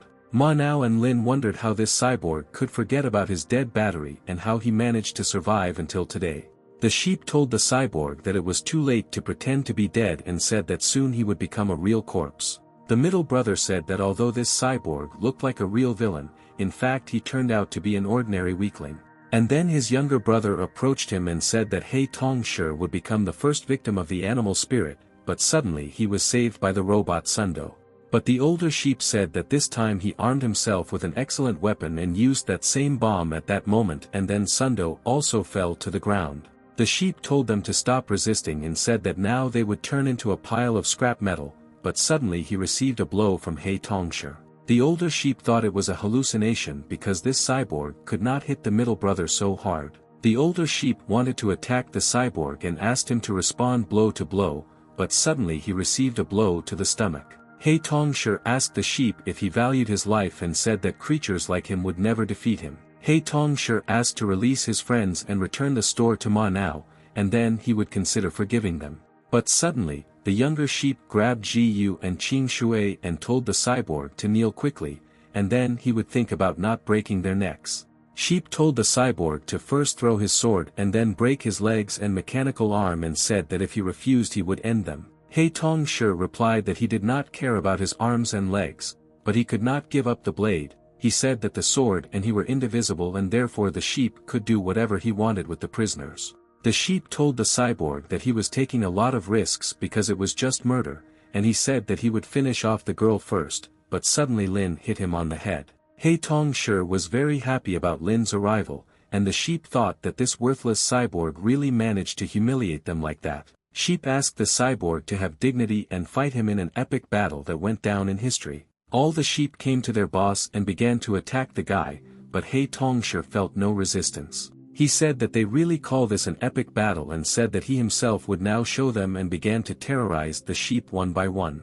The sheep took that same bomb and wanted to attack the cyborg. He Tongsher looked at them and asked if these toys could withstand the world of cyborgs. He Tongsher broke all their bombs and said that it would be nice if in this life one toy could solve all the problems. All the sheep began to retreat and said that this guy was just a monster and the cyborgs were really scary and the rumors about them turned out to be true. Manhwa said that after all their tricks, he would not let them leave so easily and put a long fence in front of the sheep. And the sheep smiled and said that he was really so stupid that he thought that some kind of fence would stop them, but suddenly the sheep jumped over it and fell to the ground. The sheep wondered why it was so difficult for her to jump over the fence and she suddenly forgot how to walk. All the boss's accomplices moved to his aid, but after jumping over the fence, they were also paralyzed. Lin thought it was incredible, now that the ancient saying about paralyzing sheep turned out to be true. He Tong-shi, meanwhile, was counting sheep and suddenly fell asleep. Lin wondered if this guy had fallen asleep while counting sheep.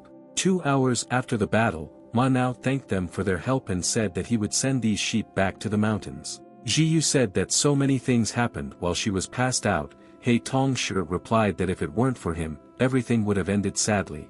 Jiyu thanked Sister Ling for saving them. Lin replied that everything was fine and there was no need for thanks. And then Manhwa took out a box and told Lin that he had brought everything she asked for. He said his benefactor sent this several years ago. Manhwa said that he kept it from that moment. This man told him to wait until she was 16 years old. Everyone thought it was a birthday present, but Lin replied that it was more of an apology for breaking his promise. Tao Jiyu was very surprised and asked if this gift was really from He Tong-shi and asked them if they had known each other before. Qing Shui said that He Tong-shi had not told them about this before and he did not remember him telling them about his travels in the world of animal spirits. Lin said that she did not understand what they were talking about and said that she and the cyborg He Tong-shi had only recently met. Qing Shui suggested that she open this box, but Lin replied that she only wanted to open the box when she was alone. After that, they began to say goodbye to each other and Manhwa said that they could stop by the village at any time and go to his shop.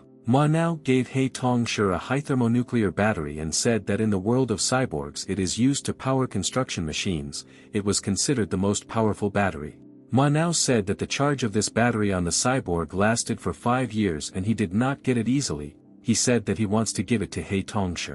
Manhwa, considering how He Tong-shi was quickly breaking down, he said that he was worried about him and so he gave him 2 more extra batteries. But Manhwa asked He Tong-shi not to use 2 batteries at the same time, because if he did this, this action would be his last. The next day, the gate guards discussed that Tao Jiyu should have already approached the village, given the time of their departure from the village. The woman asked Shanju when was the last time he visited Lingjiao village. He replied that he was there about 5 years ago and then they moved to this village.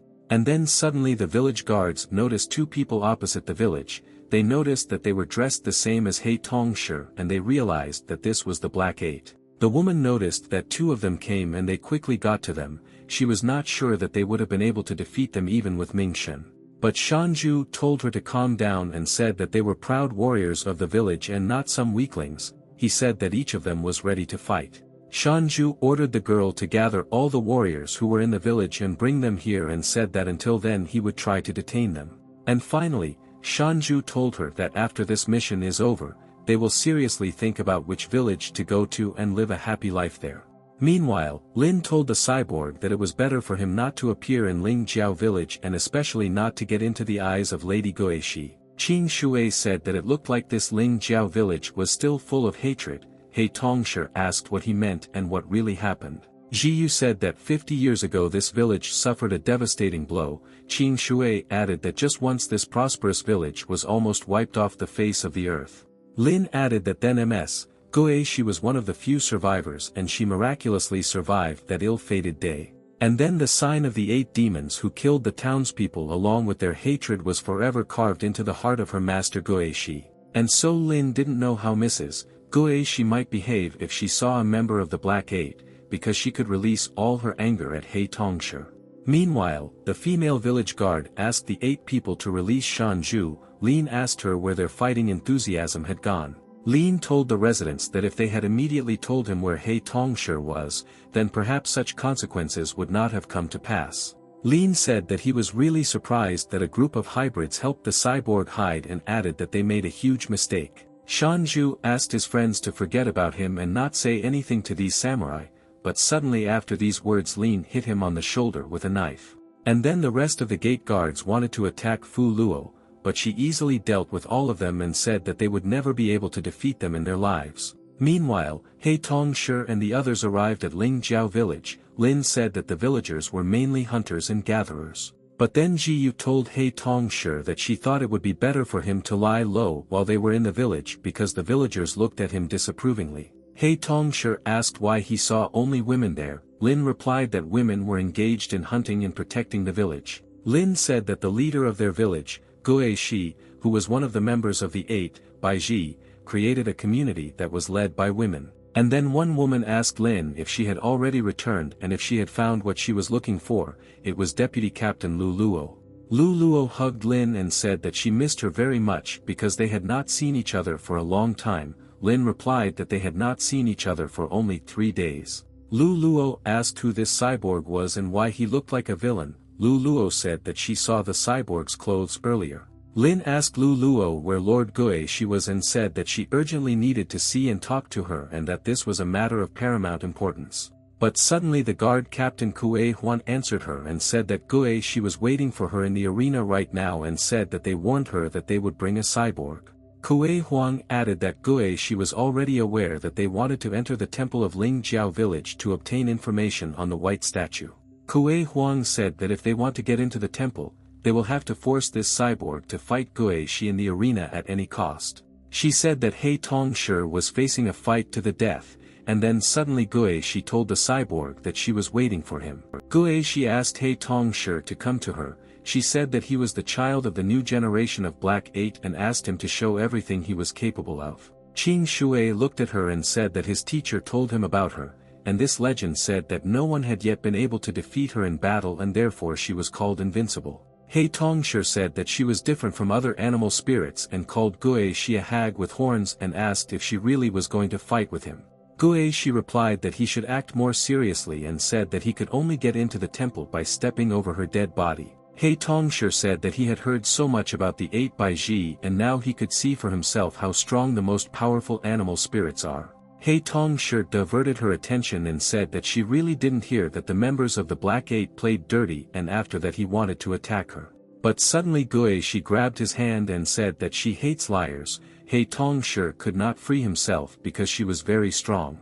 But He Tongshi said that he knew someone who tried to teach him a lesson but it didn't work out and suddenly kicked her in the face. But suddenly Gue Shi threw him out and said that if he wants to defeat her then he needs to fight 10 times harder. Meanwhile, in Fenggu village, Fu Luo dealt with all the guards. She said that she was giving them one last chance to save Shanju. Fu Luo told the girl that if she told her where He Tongshi was, she would allow them to leave and live happily together. Shanju asked his sister not to listen to them and told her not to forget about their mission in Fenggu village and the reason why they lived. Lin said that if she tells them where this cyborg is, then they can live a happy life together with their brother. But the girl told Fu Luo that even though she put on so much makeup, she still looked like an old witch. Fu Luo said that this was the wrong answer and then she broke her finger. Fu Luo ordered Lin to finish this guy off. But suddenly Madame Ye came out to the black samurai and said that she would tell them where He Tongshi was. But despite the fact that all the residents asked her not to talk about it, Madame Ye still said that He Tongshi was in Lingjiao village. Madame Ye explained to the black samurai in detail the location of this village and how to quickly get to it. Shanju asked Madame Ye why she told them everything because they were ready to die to sacrifice themselves for the mission. Madame Ye replied that if they had sacrificed themselves, then this whole mission would have been pointless. Madame Ye said that the samurai were wasting time and said that if the residents of the Lin village let He Tongshi into the valley, then they would no longer be able to find him without a guide. She said that they have a choice of either capturing He or fighting them and wasting time. Fu Luo said that her words made sense because if they had not caught He Tongshi, their mission would have failed. And both of them with Lin would have become the target of the Black 8 samurai because there were a lot of people who wanted to take their place. Lin said that he hated being threatened and said that he immediately wanted to cut someone up and suddenly cut off Shanju's horn. Meanwhile, in Lingjiao village, a fierce battle was taking place between He Tongshi and Gue Shi. The spectators thought that they had forgotten what Gue Shi was capable of, because her blow caused a whirlwind to rise. Gue Shi told the cyborg that his speed and strength were far from ideal and his movements were easy to predict. Hei Tong-shi thought what she was because she was just a bag of bones, but her body was stronger than that of a cyborg. Gueishi asked if this was all that a member of the Black Eight was capable of and asked why not draw his blade. Hei Tong-shi replied that if he had done this, blood would have been shed, and he wondered if she understood what he was talking about. Gueishi reminded Hei Tong-shi that if he wants to get to the temple, then he has one way only through her corpse. Hei Tong-shi said that he did not want to take out the sword because he had no reason to kill her, but he admitted that she was strong and he was taking a risk without the blade. Hei said that he could not die until he fulfilled Bai Mu's wish, and that's why she had better be prepared because he wasn't a weakling either. Hei Tong-shi told the old lady to get ready and said that as soon as his determination kicks in, he will begin to fight in a completely different way. Hei Tong-shi said that her carelessness could lead to her death. He realized that he was moving much faster. He realized that the battery that the owner of the Fortress of Sorrow gave him was truly magnificent and added strength to him. Gueishi wondered if they had met this young man before, and for some reason he seemed very familiar to her. Hei Tong-shi wanted to attack her, but she repelled his blow. He thought that this old woman not only had a powerful physique, but also had excellent reflexes. But suddenly Hei Tong-shi used magnetism and turned his blade into a flexible whip, and then he began to bind Gueishi. Hei Tong-shi wanted to finish with her, and when he hit his head on her head, the cyborg suddenly passed out. Gueishi asked to give a warm welcome to the guests from Feng Fu village and then bring this weakling to her room. Meanwhile, Madame Ye revealed that she had known Gueishi for many years. She knew her like crazy. And so Madame Ye sent a raven sound transmission to her to tell her that the cyborg Hei Tong-shi saved their village. Madame Ye thought that there was hope that Gueishi would give priority to the mission of restoring peace and allow them to go to the temple. The elder asked how she reacted to this. Madame Ye said that she soon received a response from Gueishi. Gueishi replied that she herself would decide what to do with this cyborg, and everything that was happening on the territory of the Antelope village did not seem to her. Madame Ye said that Gueishi's words calmed her down. Elder Yang added that if she wanted to kill Hei Tong-shi, she would not have answered them. But Madame Ye added that Gueishi wrote something else. She wrote that others from the Black Eight would come for this samurai. She asked Madame Ye to listen to her and wrote that if a disaster struck their village, then she should have directed them to her, and Gueishi would show them what real fear is. Madame Ye said that she was sorry that all the residents suffered greatly after meeting such strong demons. Elder Yang asked her not to blame herself and said that if it weren't for her, they wouldn't have left anything from their village. At this time, in the village of Lingjiao, Gueishi asked her people not to let anyone into the room until she herself gives permission. Gueishi asked Hei Tong-shi not to be nervous and said that she would not eat him, and asked him to tell her where he got this sword from. Hei Tong-shi asked if that was all she was interested in. She replied that from the moment he pointed it at her, she had a familiar feeling. Gueishi said that if he didn't mind, she wanted to listen to the story behind this sword. Hei Tong-shi replied that he was against it because he didn't know that she was like that, and besides, she dragged him there by force. Gueishi grabbed him and told him to tell him everything now, otherwise she would break his skull. Hei immediately agreed with her. But Hei said that before he starts the story she should prepare herself mentally, and asked if her old friend's name was Bai Mu.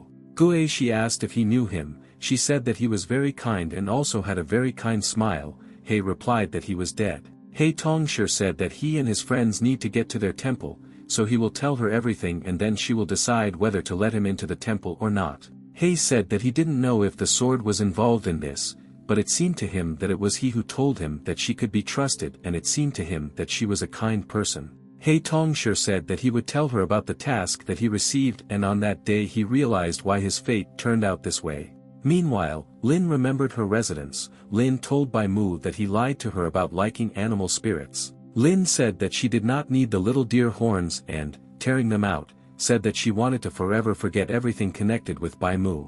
Lin threw them towards Bai Mu and told him to get lost, and said that now the path to the village was forever closed for him. Bai Mu took her horns and said that these horns represent the glory of their village as warriors and are also a sign of maturity and strength. He said that he would send these 2 horns to Ma Now because he heard that Ma Now had found a way to fill the thing with the power of the animal spirit. Bai Mu said that she could use them as weapons in battles, and when she turned 16 years old, he asked her to study her power of horns. Lin replied that she no longer believed him because he had a lot of excuses and had broken his promise many times already.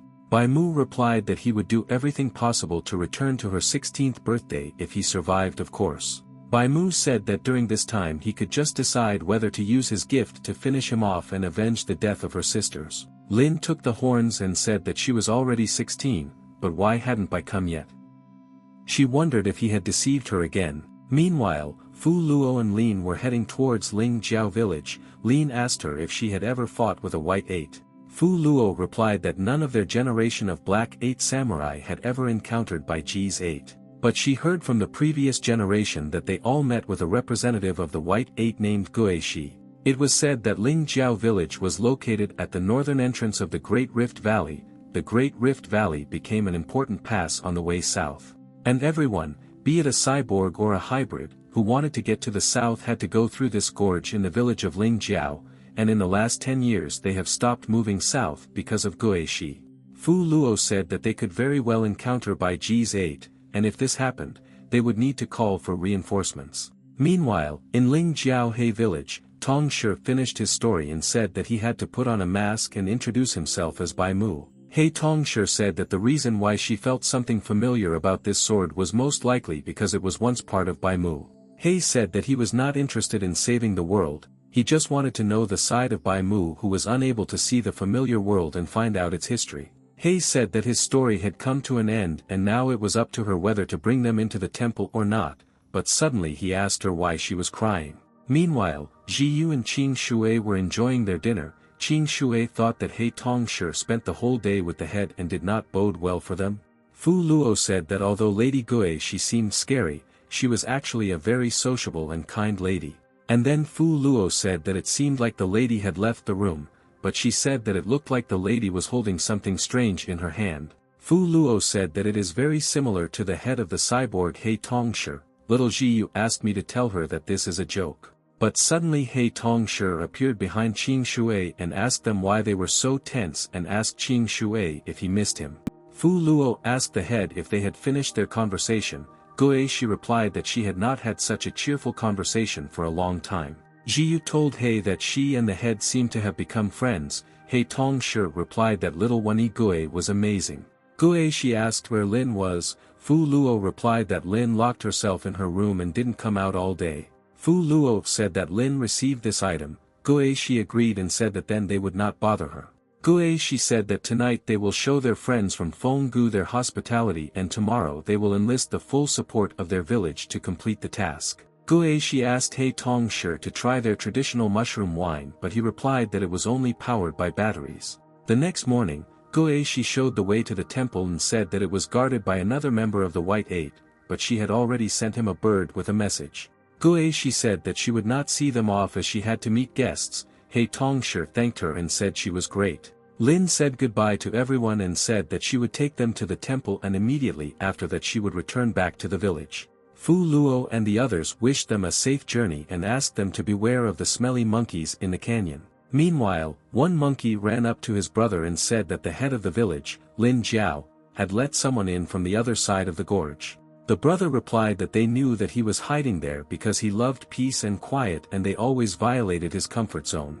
The monkey said that among those who intended to cross the canyon there was a cyborg from the Black 8. The elder brother of the monkeys was very surprised and frightened and ordered his monkeys to immediately destroy them. Meanwhile, He Tong Shi remembered that Guishi asked him if he had talked to Lin about Bai Mu. He replied that he only told her about everything. Guishi said that she understands that he is afraid to tell his friends about this because they would stop believing him. But she advised He Tong Shi to tell everyone except the girl Lin that he is not really Bai Mu. Guishi said that she herself will tell Lin about Bai Mu's death when she returns to the village and take care of her. A few days later, the Black 8 samurai Fu Luo and Lin finally reached this village of Lin Jiao. Lin said that it seemed to be very busy there and suggested that they would not have time to rest. Fu Luo said that there is no doubt that the old woman from Fenggu village warned the villagers about their arrival in advance. And then Gui thought that these looked like the two that Madame Ye was talking about. She told the girls that she would take care of everything herself. She told the samurai that there was only one way to this village before them, and this way was only through her corpse. Fu Luo thought that this lady's aura was completely different from the aura of other hybrids and it must be the legendary Guishi about whom there were many rumors. Lin grinned and said that the head of this legendary Guishi would look great on his wall. Fu Luo said that the name of the invincible Guishi was known all over the world and today she could finally see the legend with her own eyes. Lin said that it looked like Guishi was not going to give them He Tongshi without a fight and that was great because he wanted to shred someone. Guishi said that they could not reach He Tongshi and said that he had already left the village. She said they would both die today. Lin replied that she really thought that they would fight with her together. He said that the members of the 8 did not undertake a task of which they were not confident of success. And then Fu Luo told In Mo to begin. He replied that he was already tired of waiting and asked to check out his special technique against hybrids, Requiem. And suddenly he sent sound waves into the village. This vibration passed through their entire body and penetrated to the marrow of their bones. Fu Luo noticed that Guishi resisted the sound demon technique, but this was not surprising because she was a member of the White 8. Black 8 candidate In Mo said that didn't all the hybrids die from his wonderful musical technique? Guishi asked Fu Luo what she did with her relatives. She replied that it was just a fainting spell and they would wake up in 24 hours. Fu Luo asked Guishi not to rejoice and said that the fun was just beginning and suddenly she asked someone to come down. Black 8 candidate Mo Chichi was glad that they could finally play the game, but they were already bored. Mo Chichi said if Guishi is really a member of the White 8, then she will take it upon herself. Another candidate Yeshu replied that she emanates a powerful aura.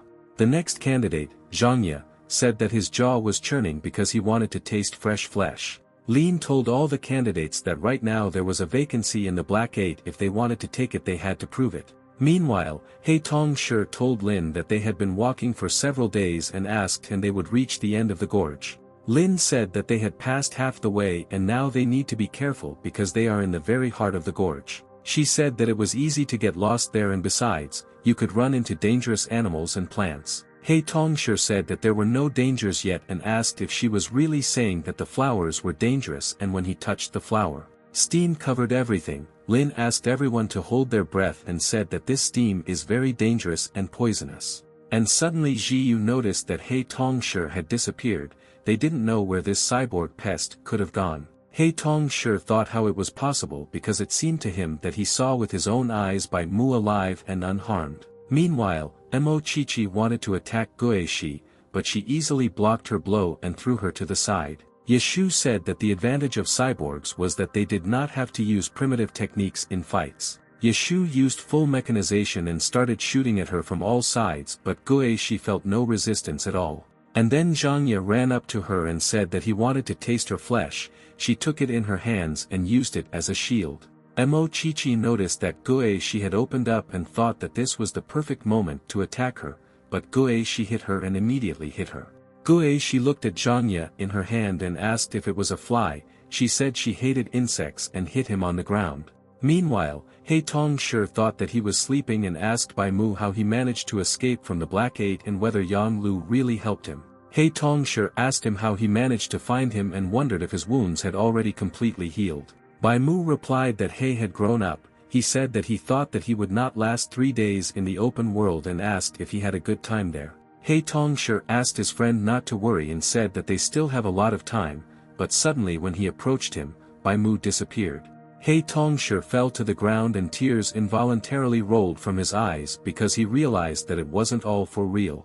Meanwhile, Jiyu thought that she could no longer stop inhaling this smoke and suddenly she ran away somewhere on her llama. Qing Shui wanted to follow her but Lin asked him to wait and said that they were also under the influence of this smoke. Lin said that it was a type of stray mushroom that released gas and if you inhaled a lot of it, hallucinations could begin. Lin asked Qing Shui to sit down and close his eyes and focus on himself and his location. She sat down and calmed down. Qing Shui asked if she had really learned to use the animal spirit. She replied that a little bit and that was enough to dispel the illusion. Lin asked him to give his hand and said that the power of the animal spirit is not transmitted through contact with someone of her own kind and she could transfer her concentration. Qing Shui gave her his hand and Lin asked him to shut up and not disturb her concentration and not make a single sound. Meanwhile, Qing Mo dealt with all the soldiers and asked them to surrender in order to help his village leader. But suddenly Guishi appeared in front of him and asked if he was hurting her children, and then she grabbed him and stuck him in the ground. Gueishi asked the samurai if they really wanted to defeat her outnumbered and said that she didn't care how many ants crawled around her. Gueishi told the samurai that they would not wait for mercy from her, and did they really think when entering the village that they would be able to stay alive? Meanwhile, Jiyu said that there was no smoke and they had nothing to fear, but her friend was still afraid of something. Jiyu looked at this flower and thought that this flower was creating spore smoke. The flower looked like her. Jiyu said that the flower released smoke like a tiny cannon, and after she inhaled it, her body was able to develop immunity to it. Tao Jiyu thought that now she had to release immune gas, and she realized that it really worked. The girl asked if he remembered the way back because they were lost and they had to figure out how to get out of there. Hei Tongsher wondered where everyone had gone and what was in their heads, because being separated was very dangerous for their lives. Hei Tongsher saw that the little monkey was being attacked by a pack of animals. She said that if the king of the monkeys found out that they ate his pet, he would skin them. Hei Tongsher approached him and said that after the word spoken, they would not leave him alive, and asked if he needed help. But Hei added that before he saved him, they needed to discuss the reward, and then the monkey told them to devour Hei. The monkey said that if he helps him, then she will help him find anything in this rift valley and show him everything. Hei Tongsher replied that the service would be provided within 5 seconds. He quickly dealt with everyone and asked for positive feedback. The little monkey's name was Iya. He said that the Monkey King told them that the world outside the valley was too cruel. Hei Tongsher guessed that he ran away from home to look at the outside world with his own eyes. He asked how he knew about this. The monkey asked him not to worry because he saved his life and therefore he will help the cyborg find his friends even at the cost of his life. Hei said that his friends seemed to have gone to explore the area to find him and suggested to the cyborg, instead of running through the forest, it is better to turn to the Monkey King so that he gives him guys to help him. Hei Tongsher agreed with him. Iya told Hei Tongsher said that he had no reason to mock him for no reason and took him to the king. Hey, I thought about Hei, what a fool she is. Meanwhile, in Lingjiao village, Gueishi was breaking down the 8 candidates. She hit Zhangya and broke him completely. Gueishi looked at the samurai and said that judging by the way they stood calmly, another trump card was lost in their sleeves. Gueishi said that they will now leave this world, but Lin smiled and said that she herself would die right away, and suddenly someone stabbed her with a blade. Behind Gueishi stood the candidate for the 8, Hui Yin. He stabbed her with his weapon and said that it was transparent and almost invisible. Hui Yin grinned and said that he would become the black samurai who would replace Hei Tongsher. Lin told Hui Yin that he would report to the boss about his achievements today because he hit her hard and did not even use the Ash ability. Lin said that he has great potential, and to be fair, he added that he believes that he is stronger than Hei Tongsher. Fu Luo talked about Lin's mechanization because he could grow microbots that were able to quickly repair damaged parts. Fu Luo said that these microbots could even heal bodily wounds to some extent, and that is why she worked with him in tandem. Lin said that this was the secret of their success, but besides, it burned just a lot of energy, and besides, he could cure 5 people a day. Gueishi told them to do it quickly and get this over with. Hui Yin said that he would let her die quickly. Lin said that she had a bad feeling because she realized that Lady Gueishi was hiding something from her and therefore they had to quickly return home. Lin asked to let go of her hand and suggested that they immediately go to the temple and later they would find their lost friends. Qing Shui asked if they should find their friends first. Lin replied that it would take too long. Meanwhile, Jiyu was still wandering around this gorge and realized that it was difficult to find her friends there because they had been looking for them for a long time. Tao Jiyu was worried about them because she had all the supplies left and she thought that they could not cope without her help. Meanwhile, all the 8 candidates attacked Gueishi because she slowed down significantly than at the beginning of their battle. Lin asked Yeshu if he managed to find Hei Tongsher. He replied that due to the local landscape it would take him longer. But he discovered 2 suspicious individuals, and during their conversation one of them mentioned Hei Tongsher several times. Yeshu said that even if Hei Tongsher they didn't find the girl who was traveling with him, the drone easily spotted him. Yeshu said that with her help they can find out where this cyborg is hiding. Lin agreed with him and said that if they quickly caught the girl, she would lead them to Hei. Lin was surprised because Gueishi had already been invaded a lot and she continued to resist them and fight with them. The defenders of the village asked Madame Gueishi to hold out a little and said that soon all the villagers would wake up and help her. Noticing the drone, Jiyu thought that something was wrong in the antelope village. After all, the Rift Valley was guarded by the children of the White Eight and cyborgs just couldn't jump out of nowhere here. And so Ji Yu thought that most likely this thing flew there straight from the Antelope Village from the cyborgs. But she was wondering what this thing had forgotten there and why it was chasing them all the time and who it was looking for. Either way, she had a bad feeling about it. Ji Yu had to break away from her and find all her other friends. Meanwhile, the candidates continued to attack Guishi. They wondered how she could still stand on her feet and, moreover, fight them back. Hui Yin thought that by killing this monster he would definitely prove that he was stronger than He Tongshi, and they all attacked Guishi together. Guishi thought that if Lin was there, she would be disappointed in her and seeing her in this position. Guishi thought that this would be her end, and is this really the end of her life's journey? And yet everyone was counting on and hoping for her. She felt the soil under her foot and thought that this soil reflected everything that she had so zealously tried to protect, and she could withstand the burden of responsibility that fell on her. Guishi felt the emotions of every resident of their village, fear, anger and hope. The source of her strength was emotional connections with the residents. And then Guishi suddenly grabbed Hui Yin and asked for forgiveness for disappointing them and not putting up proper resistance. She said that she would no longer allow them to harm those she protects and would destroy them all. Hui Yin asked her to let him go because he was in a lot of pain, but she said that now they will see the real Boo.